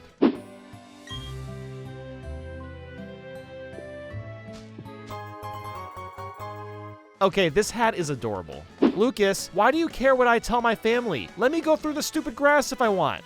I hate to be a graphics stickler, but you can see the pixels on everyone's face. The textures could have been better. So we're forced to share XP now. You can no longer toggle it on or off. Personally, I kind of prefer it this way so I can play a little bit faster, but why leave out the option for those that want more of a challenge? You can only use TMs one time before they're gone yet again. I actually kind of like they went back to this, but I'm supposed to be bitching here, so bad. Does a Pokemon grow by defeating others and gaining experience points? Oh, I don't know, clown guy. Is the sky blue? So when the game was leaked 2 weeks ahead of time, there was no intro or opening movie. Well, they've added it in, and the game was getting crap for it at that time. Maybe you shouldn't judge a game before it comes out? Although I will admit that using red text on this menu looks really off. It should have just been white. We're actually a family-run business, so we're not very impressive. Oh, come on now. At least pretend to be confident. Maybe this is just me, but the town map is almost too detailed. I appreciate all the backgrounds showing the mountains and stuff like that, but that also makes it look cluttered. It's like when using a normal GPS, you're not going to use the satellite map because it's harder to see your destination. What is the point of getting a Pokeball off the ground when I'm given 20 of these damn things beforehand? Honestly, just make Pokeballs infinite if you're gonna do that. I guess if you don't have a single gym badge, you're a total nobody. Well, geez, that's harsh. Not everybody in the world wants to be a trainer. I was really confused why the text kept saying TMs and not just TM until I realized we're given 3 TMs from one gym leader. It's like they didn't know if they wanted TMs to be limited or not, so they tried to give us both options, kind of? Why are we getting multiple? I don't understand. You named your Psyduck yellow because of the color? Oh my god, that's ingenious! Oh, thank you for the idea. My Geodude is now called Brown. What did you get thrown into the air, Chimchar? Wait, you were in the mines because you were stuck? Wait, did you just feel like breaking boulders? Why are you even here? I'm so confused. Why do you randomly gain speed going upstairs? Like, I'm not complaining about that, it just doesn't make sense. Okay, but why is there a calculator on this watch? Like, I get it's all nostalgic and whatever, but what purpose does this ever serve in the game? Holy crap, Machop, that was an insane low kick, whoa! I can put stickers on a Pokeball, fascinating. So you can get a Mew and Jirachi after the first badge by having save files of Let's Go Pikachu and Sword and Shield. Seems kind of weird to get these Pokemon this early on. I still love how picking berries results in tearing out the entire tree. There's no new forms, moves, characters, or anything of that nature. There's very little new content. In fact, there's no Platinum stuff at all. You won't find a single Platinum character, no Battle Frontier, and no Distortion World. The Battle Tower doesn't even have multi-battling. When you encounter trainers, sometimes the screen zooms in for a bit of variety, but then there's like this quick fade back and then the battle starts. Why is there a random fade? That is literally just Zero Suit Samus.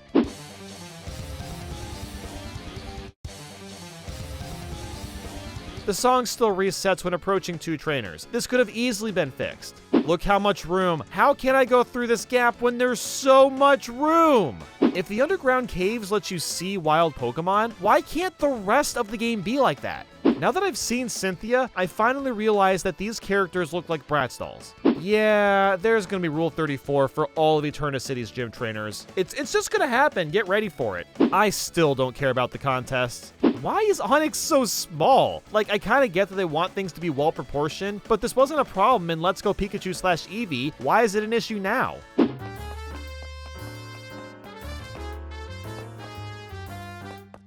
Oh, it all makes sense. N64 games weren't powerful enough to have fog. Oh, it took until this game to make it possible. That makes sense. Yes, technology. Apparently, misting is swirling around us, but I don't see it in battle. I don't know if there's even a difference like there was in the original games. Infernape and the rest of my Pokemon, can you stop awaiting my directions? Like, that's what you're literally always doing anyway. Why the extra text box to waste my time? Holy sh**.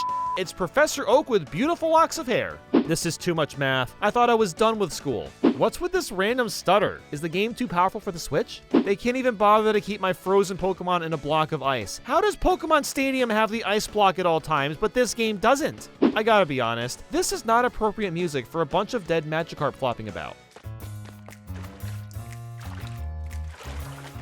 Why do boulders still move one unit at a time? This isn't the Game Boy anymore. Maybe get Bathaniel to push them or something, I don't know. Nice hitbox, bro. Real smooth. So when you use a repel and it runs out, a text box asks if you want to use another one. That's super convenient, but why not add the word repel? I mean, it just seems strange that the keyword is missing. I can't even move these binoculars around. Worst binoculars ever.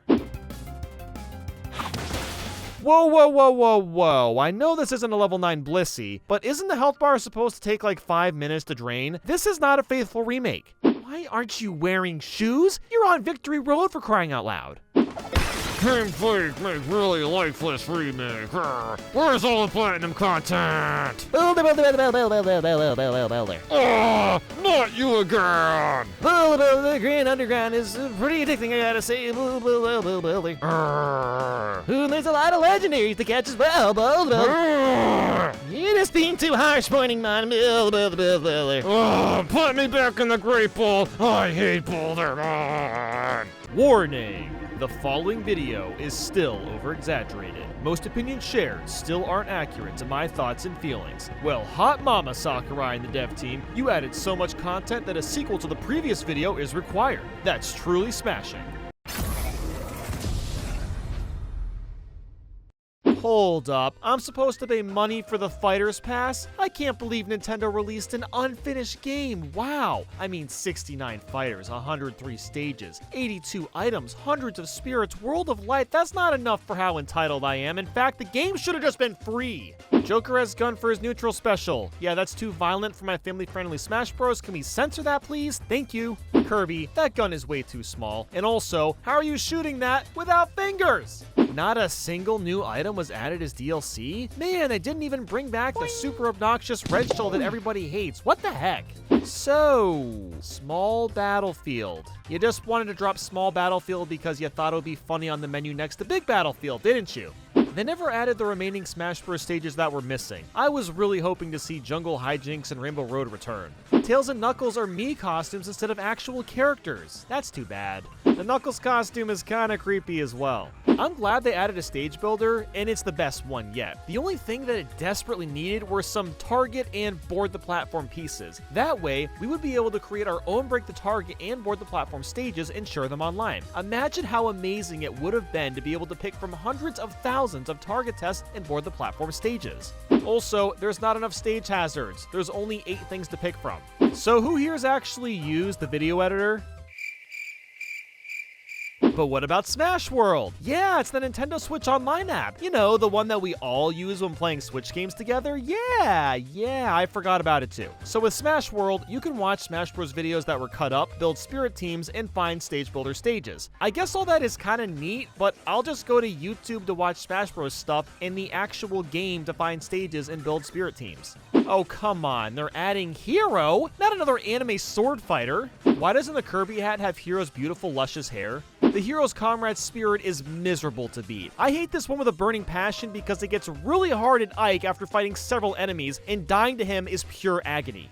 Flat can sometimes KO opponents instantly. That's not broken at all. Look, I'm all for multiple difficulty modes in a game, but adding very easy to World of Light that already had an easy mode seems completely unnecessary when the skill tree and spirits already make the mode a cakewalk.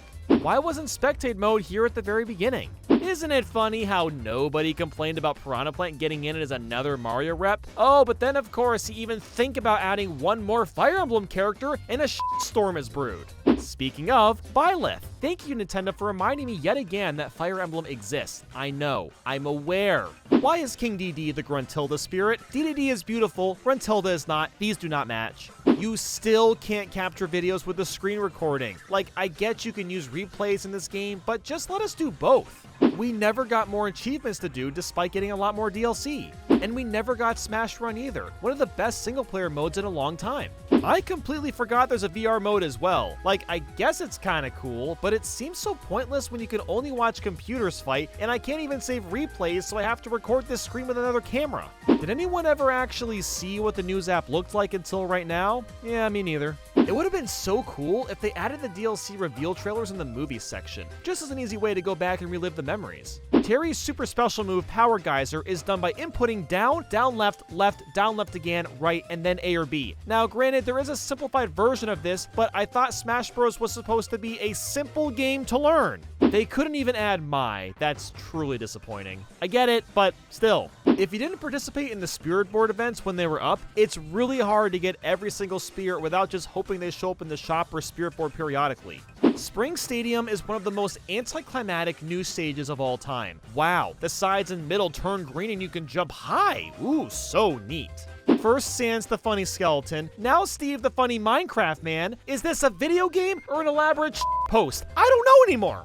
Why didn't they just make the creeper costume for Steve? I mean, they might as well have if he's a fully modeled me costume, but okay, Nintendo, go ahead, milk that 75 cents out of us, you're freaking welcome. Ugh, another anime swordsman. And why isn't Sephiroth's final smash at least 10 minutes long? Can I get a rip for Travis Touchdown, Gino, Lloyd, Dragonborn, Dante, Shantae, and Doomslayer? All characters that people really wanted as actual characters. I like how Pyra's recovery is literally just Ike's. Even the timing is almost the same. Kazuya has like 8 billion moves. Do you expect me to memorize all this? Because I'm not going to.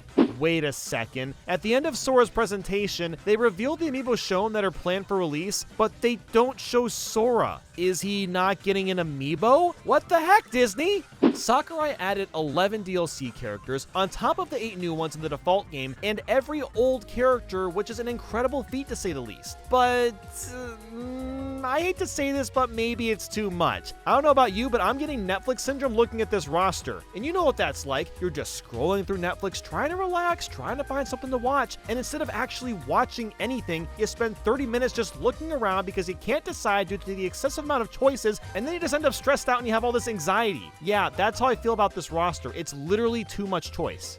But that's just me. Smash Bros. Ultimate is one of Nintendo's best games in an extremely long time. Heck, maybe even their best fighting game to date. Anyway though, I gotta get going. I got some smashing to do, so... Warning! The following video is over-exaggerated. Most opinions shared aren't accurate to my thoughts and feelings. Jumping from 2D to 3D, what a yippity-yahoo time that sure was. Get in or get out, sucker!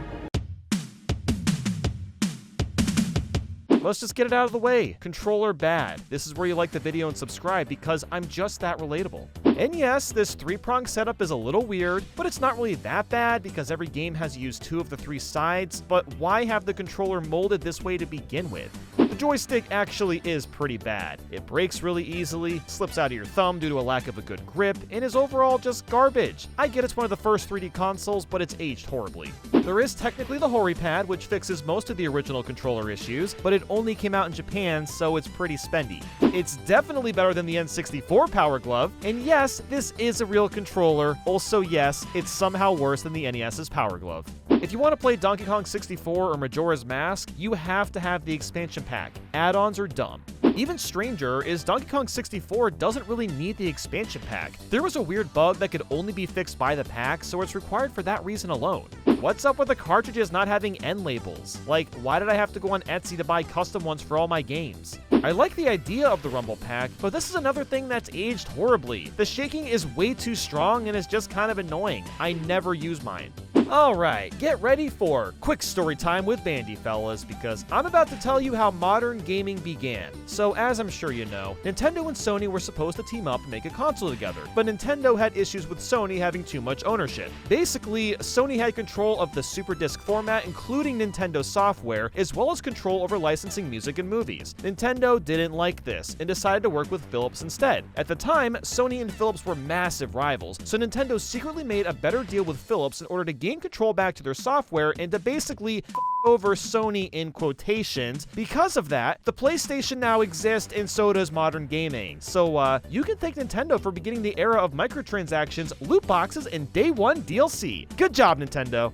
Also, the N64 only sold 32 million units while the PlayStation sold 102 million. But what did Nintendo get out of their deal with Philips? The CDI, Hotel Mario, Zelda the Wand of Gamelon, Link the Faces of Evil, and Zelda's Adventure. You couldn't ask for more of a f***up, honestly. There's only 296 North American games, which might sound like a lot, but the average console has way more than that. I'm not gonna lie, I kinda wish they just stuck with Nintendo Ultra 64. There was a reason they couldn't, but that name sounds way cooler, and the branding itself was much sleeker and stylish. While I like the aesthetic of cartridges and the faster load times, CDs were the way to go because they could hold way more data, they costed less to produce, and were able to create a higher quality image. Because of that, Nintendo had very little third-party support, which meant a lot of the big games at the time wouldn't work on the N64. And because the N64 launch was delayed by a couple years, the PlayStation had all the time in the world to develop a fan base, which made it way more likely for third parties to make games with them. Nintendo had a lot of software droughts, which affected its overall sales. Where have I heard this before? Oh, let me think. Let's see, the Wii, the Wii U, the Switch. Guess how many launch games this console had? 2 of them! I hope you like Mario because there was literally nothing else to play. That's probably why the N64 never came with a pack-in game, because there were only 2 games available anyway. The N64 microphone is absolute trash. It just doesn't work. I mean, maybe it did when it first launched, but nowadays, don't even bother with it. I really miss the days when Nintendo released translucent colored consoles. That's one thing about the N64 that we'll probably never see again because everything has to be simple and clean nowadays. There's no time for fun. Fun not allowed.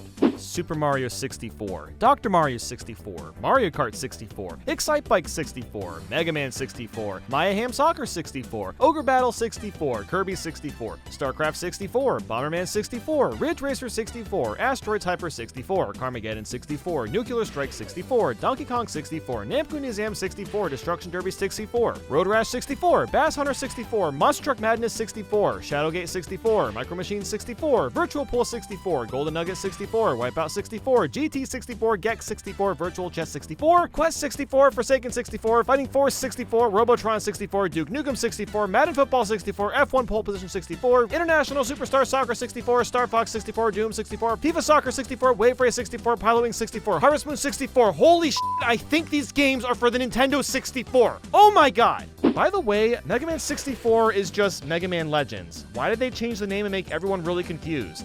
I remember watching the Mario 64 Got Melt commercial when I was a kid. That makes me feel old as hell. Thanks a lot, reality. Get in or get out is a slogan lost in time. It's trying to be aggressive like the Sega Genesis was, but nobody cared. Like, I didn't even know this was the slogan until I was much older. Mario gets arrested in the Mario Party commercial. I knew he was a troublemaker all along. I just figured out why Mario is a chonky boy, and that's because he had a collaboration with Taco Bell. It's all adding up. Let's watch the first 15 seconds of this commercial. It's all in the head movement. In the body. Wait there. It's a process. Guide with your arm. Not bad. Okay, good. You saw it. You're really confused. Now what I need you to do is take a wild guess at what this game is promoting. I'll give you a second. Ponder your choice. Think about it. All right. If you guessed Yoshi's Story, then you would be correct. Congratulations. And we haven't even gotten started on the 64 disk drive. This was Nintendo's answer to adding more storage to their games. And it never released outside of Japan, so that's how well that one went. It's also kind of ironic going from cartridges to using what's essentially a floppy disk, considering storage technology at its most primitive form is a floppy disk.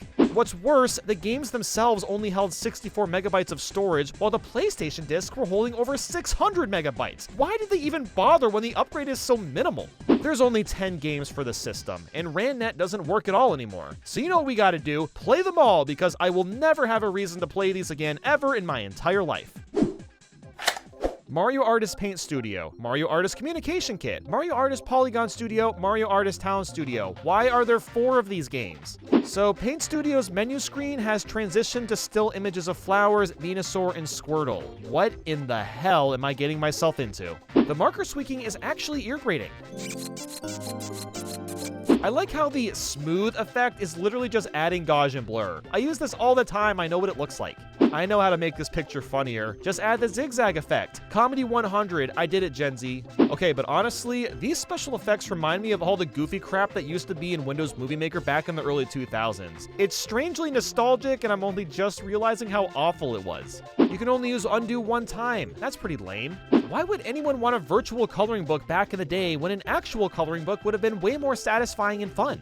So you can add random pictures of Mario 64 renders. While I'm secretly geeking out inside, this is extremely pointless. Nintendo, that's not a spiny shell, that's a green shell. And this is not a spiky shell, it's a blue or spiny shell. Now, I should mention I'm playing an English translated version, so that could just be wrong and it's correct in the original Japanese version. As far as I can tell, you can't resize any of these images. You can flip and rotate them, but scaling up and down, oh, that's too hard. Oh my god, I have never seen this Mario Kart 64 rendered before. Why is this the most bizarre and mind-boggling game I've ever played? Holy sh**.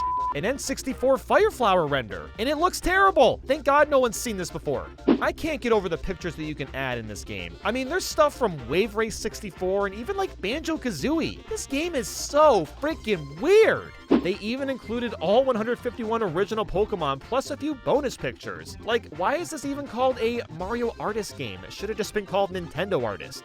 Well, this isn't terrifying at all. Okay, guys, can we just like take a minute and talk about the noses on this page? Going from top left to bottom right, we've got this super thin, scrawny one that almost looks angry. Then there's this one with some freckles, but it just looks like a raindrop. Then we've got this one with hair on the outside. We've got one with a lot of hair on the inside, one with snot that's wrapping around the nose, and one that's blowing out air, and one with snot coming out of both nostrils, one that's bruised up and has a lot of blackheads, and then finally, for our final freaking finale, one that can speak in Japanese. Nothing reminds me more of Mario than a bunch of dudes rollerblading. Is my 64DD using a real hammer to save this picture? Like, I'm not gonna lie, this game is super charming for just how over the top it is. How do you like my beautiful animation? I spent a whole 2 minutes on it. There's even this weird 3D mode where you can edit the textures and stuff. Frankly, this is some pretty cool technology for the time, but I just can't imagine anybody that would want to spend time with this kind of stuff. You can even run around in the 3D mode, which is cool, but the camera is atrocious. Hey look, it's the real Turok 4.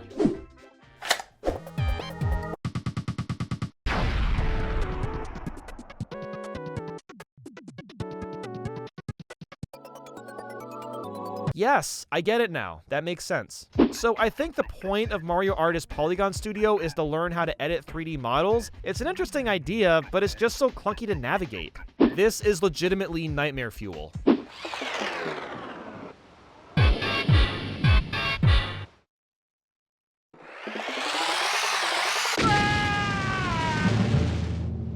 Yes, I really understand what's going on now. Nobody told me that WarioWare began from this game. I wish I knew that a long time ago. Ah, yes, time to add female inside Spear. That's exactly what I wanted.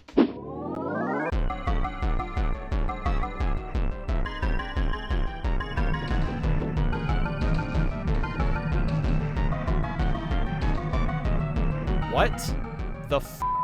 I genuinely have no words for what is happening. Like, I must be missing the context because I just don't get it. Something is written on this bread. Oh great, now the bread is talking to me. For 50 years, we have been placing these toasters in this world. We bake the bread you can trust. Well, I don't trust you. So if you don't move on the menu, all the pieces start to just float and the music gets really creepy. It's time to move on. I'm getting really scared. Ah, so this is where Mies originated, for better or for worse. I have to say, Town Studio isn't nearly as weird as the other two, but this still has absolutely nothing to do with Mario. You can wear a mask, how appropriate. What are you even waiting for? I promise, there's no toilet behind the door, I'm telling you. There's also this weird movie studio section where you can very heavily edit all the scenes, the characters in them, the lighting. I mean, it's shockingly in-depth for what it is. This is such a weird piece of history that clearly had a lot of effort put into it, but again, nobody knows this exists. So Mario Artist Communication Studio doesn't really work because I don't have it translated in English, and it wasn't really a game anyway. It allowed players to connect to the RANDnet service and upload the things they made. So it's an interesting piece of software that's completely useless now. Speaking of RANDnet, this disc can't be used anymore either. You would use a modem, mouse, and keyboard and could access the internet with it. This is just the Roblox guy, but very big. So basically, I'm playing as a god and I'm supposed to help these villagers, but man is it slow and boring. It takes forever to get anywhere, and all you do is pick up stuff and throw it. The full name of this game is Doshin the Giant Liberation Front Chibico Chico Collection. Rolls right off the tongue. This game is obnoxious to play because you have to swap the disc with the first game since building monuments is required to make progress in this game. Who thought this was a good idea?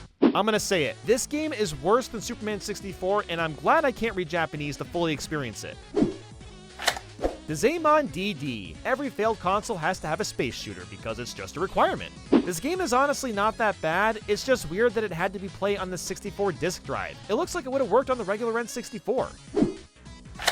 This is SimCity 64. It's a typical Sims game, but I can't read any of it. And that's too bad because it actually looks kind of fun and I'm vibing with the overworld music too. Maybe someday there'll be an English version to try it.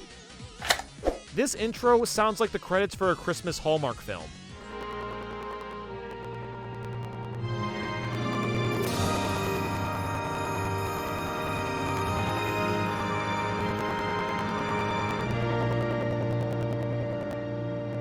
Either this is the worst golf game of all time, or I just don't get it. You have to swing the ball by, I think, pushing left on the joystick, and then it just kind of does it automatically and misses most of the time? Why isn't it just normal controls?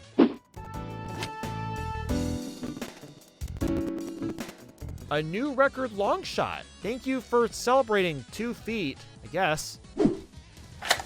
How did F-Zero get a track editor before Mario Kart did? Wait a minute. The extra tracks are kind of cool, but it's nothing special or really worth playing. What? You thought you were getting out of this video without Mario 64? Well, the 1996 Space World demo got out, so of course I'm gonna play it. The castle music sounds a little different.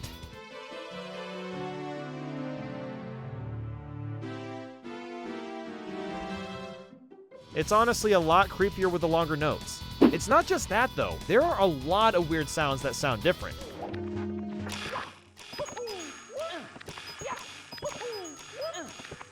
Apparently, this is what the PAL version of Mario 64 sounded like, but it's hard to say. So according to a wiki page I read, when you enter the Wiggler fight, it supposedly crashes the game. But I have a special version that's been converted to be played on an actual N64, so I guess that fixed the glitch? Phew, that was a lot more N64 than I was expecting to play. Now, this console, definitely a little weird looking at it nowadays, but it's still one of my favorites. There's a reason I have almost all the games, and that's because the few games that are good are really, really good games and still hold up today. Now, if you'll excuse me, I need to get RANDnet working on here. I'm gonna hack into it. I'm a hacker man. Thanks for watching. We're trying something a little bit different today. Recently, we uploaded the very first sequel for Triggered and Mindblowing for Super Smash Bros. Ultimate. We did that because the game has had so many substantial updates and DLC that it honestly felt necessary. So today, we're gonna do the exact same thing, but for all the other Switch games I've made videos on that have had DLC or free content. So with that, let's go. Warning! The following video is over-exaggerated. Most opinions shared aren't accurate to my thoughts and feelings. Nintendo, I can't believe you've convinced me to play Mario Tennis Aces again. How did you do that? The new filters are super cool, but I wish we could actually play the game with them. So instead of a new DLC kingdom, we got Luigi's Balloon World. Mario's most popular 3D Mario only got some tiny side content.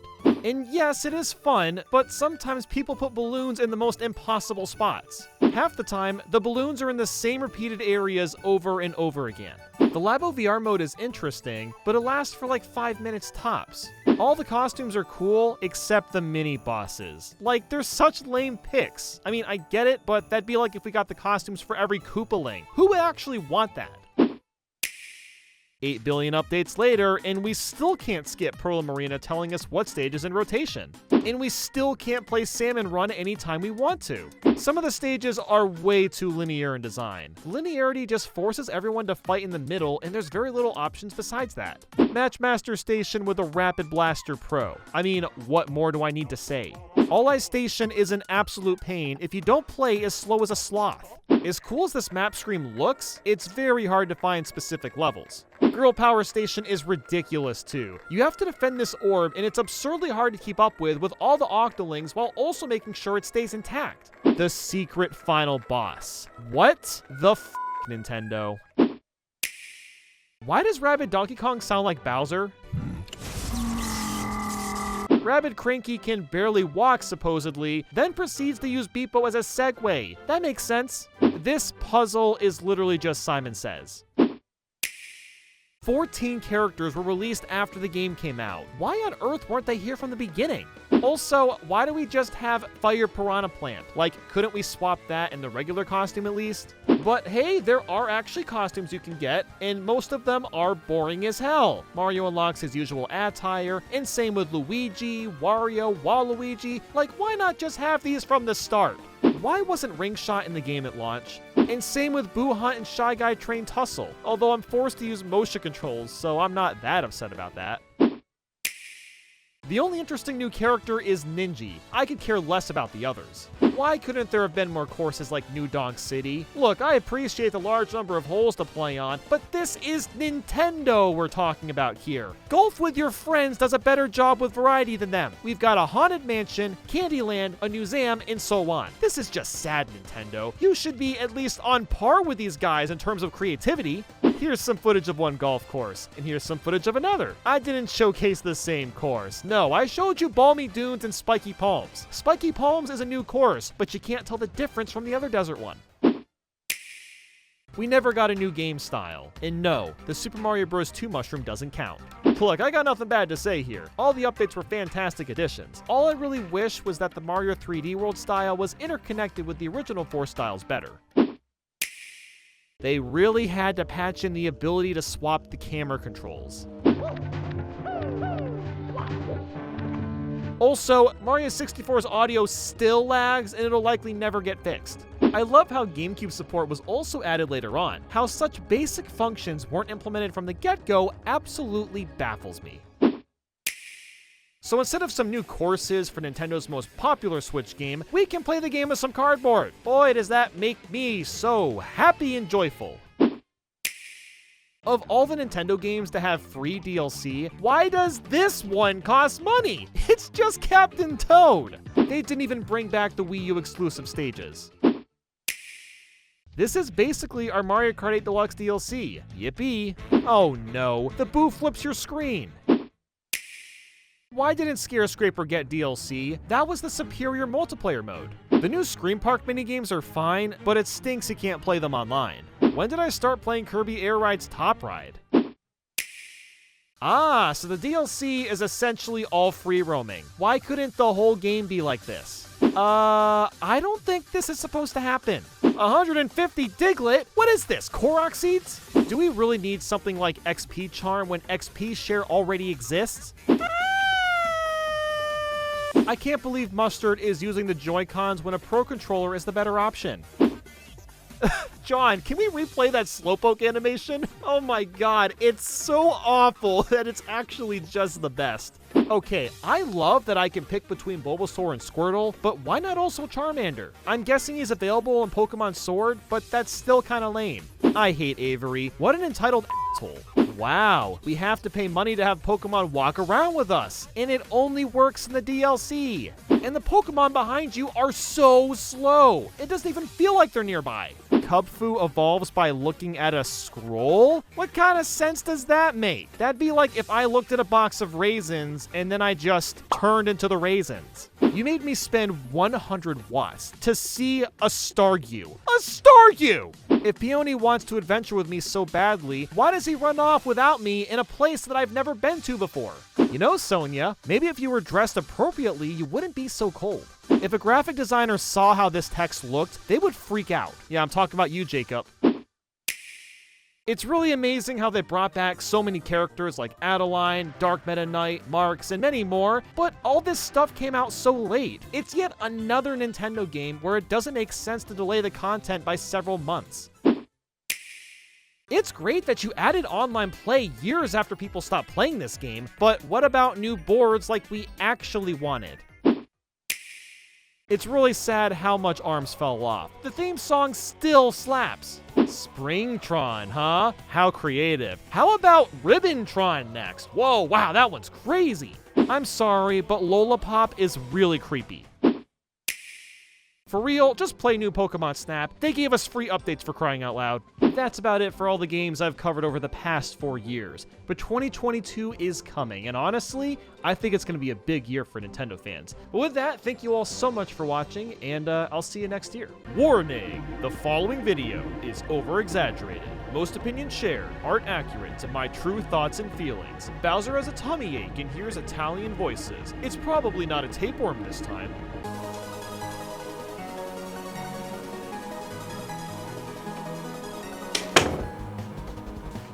Hello, chums. Nathaniel Nandy? What's up? Say, do either of you scallywags happen to have any consumption that I can forego with? Can you come by again? I didn't get that. Pardon me. If I may, could I partake in a feast that either of you have been guzzling in recently? Can you, like, speak English? I don't know what you're talking about. I hunger! Ow!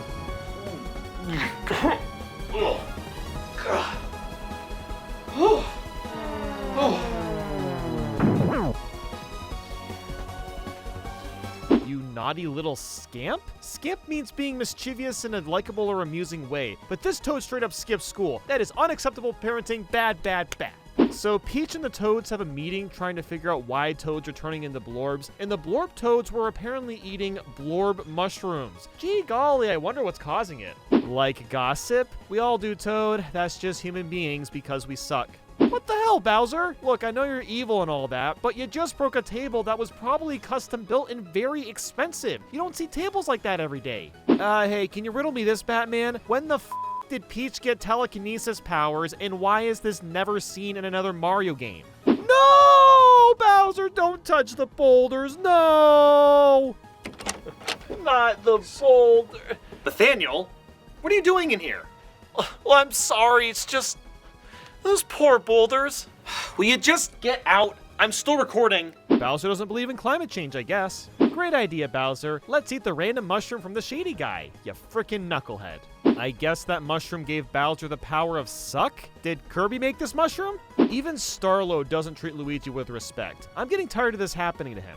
If you push select, the map screen pops up, which is nice. Alternatively, you can also access it by pushing start and then selecting map. Why would anyone go to the map from here? Starlo's tutorials are really getting annoying. I really wish there was an option to just skip them altogether, especially since I played the first 2 games. I know how this system works already. You know, I'm not sure how I feel about being inside of Bowser. I feel like I'm kind of violating him on a deep level. Why is timing this ball punch so difficult? Wow, the Toads are really gonna charge me money for items in a shop that's inside of Bowser's body, with no other customers beside us. The capitalist mindset has corrupted the Bups. I just realized that Bowser can't jump. That kinda sucks. The ability to suck up enemies for Mario and Luigi is super cool, but does that mean everyone just automatically shrinks to fit inside him? This is never clarified or brought up at all. Mom, why are the Pokies made out of teeth?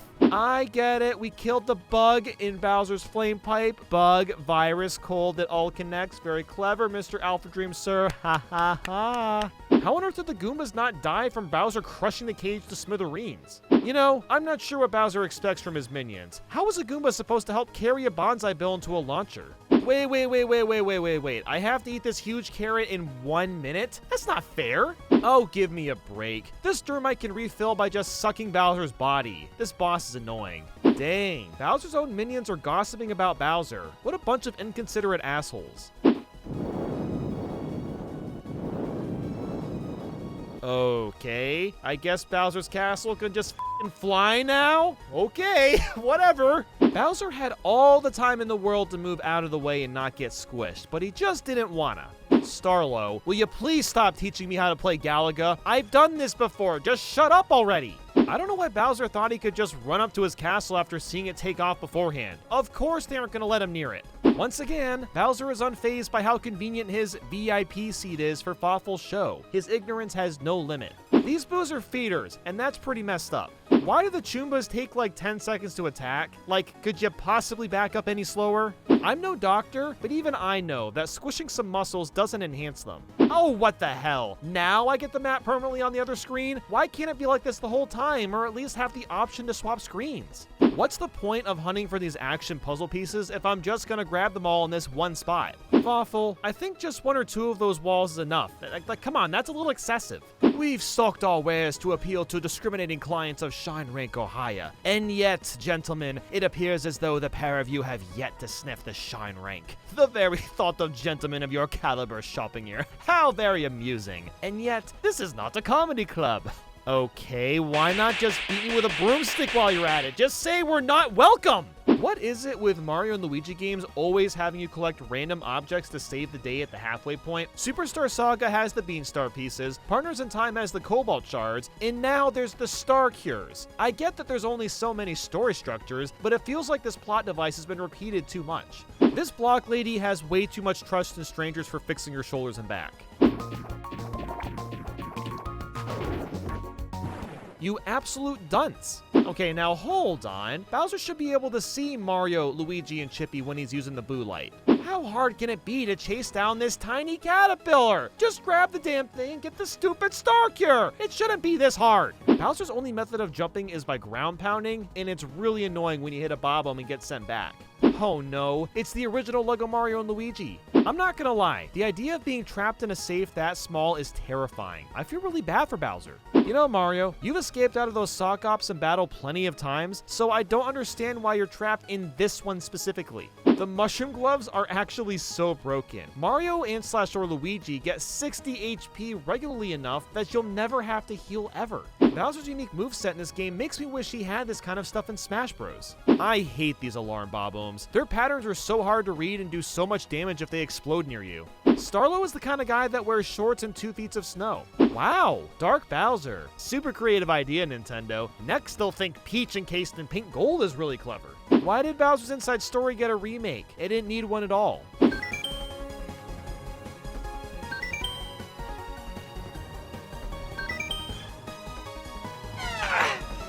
Hang on. Are you chumps talking to me? I don't know how. Oh my god. My stomach.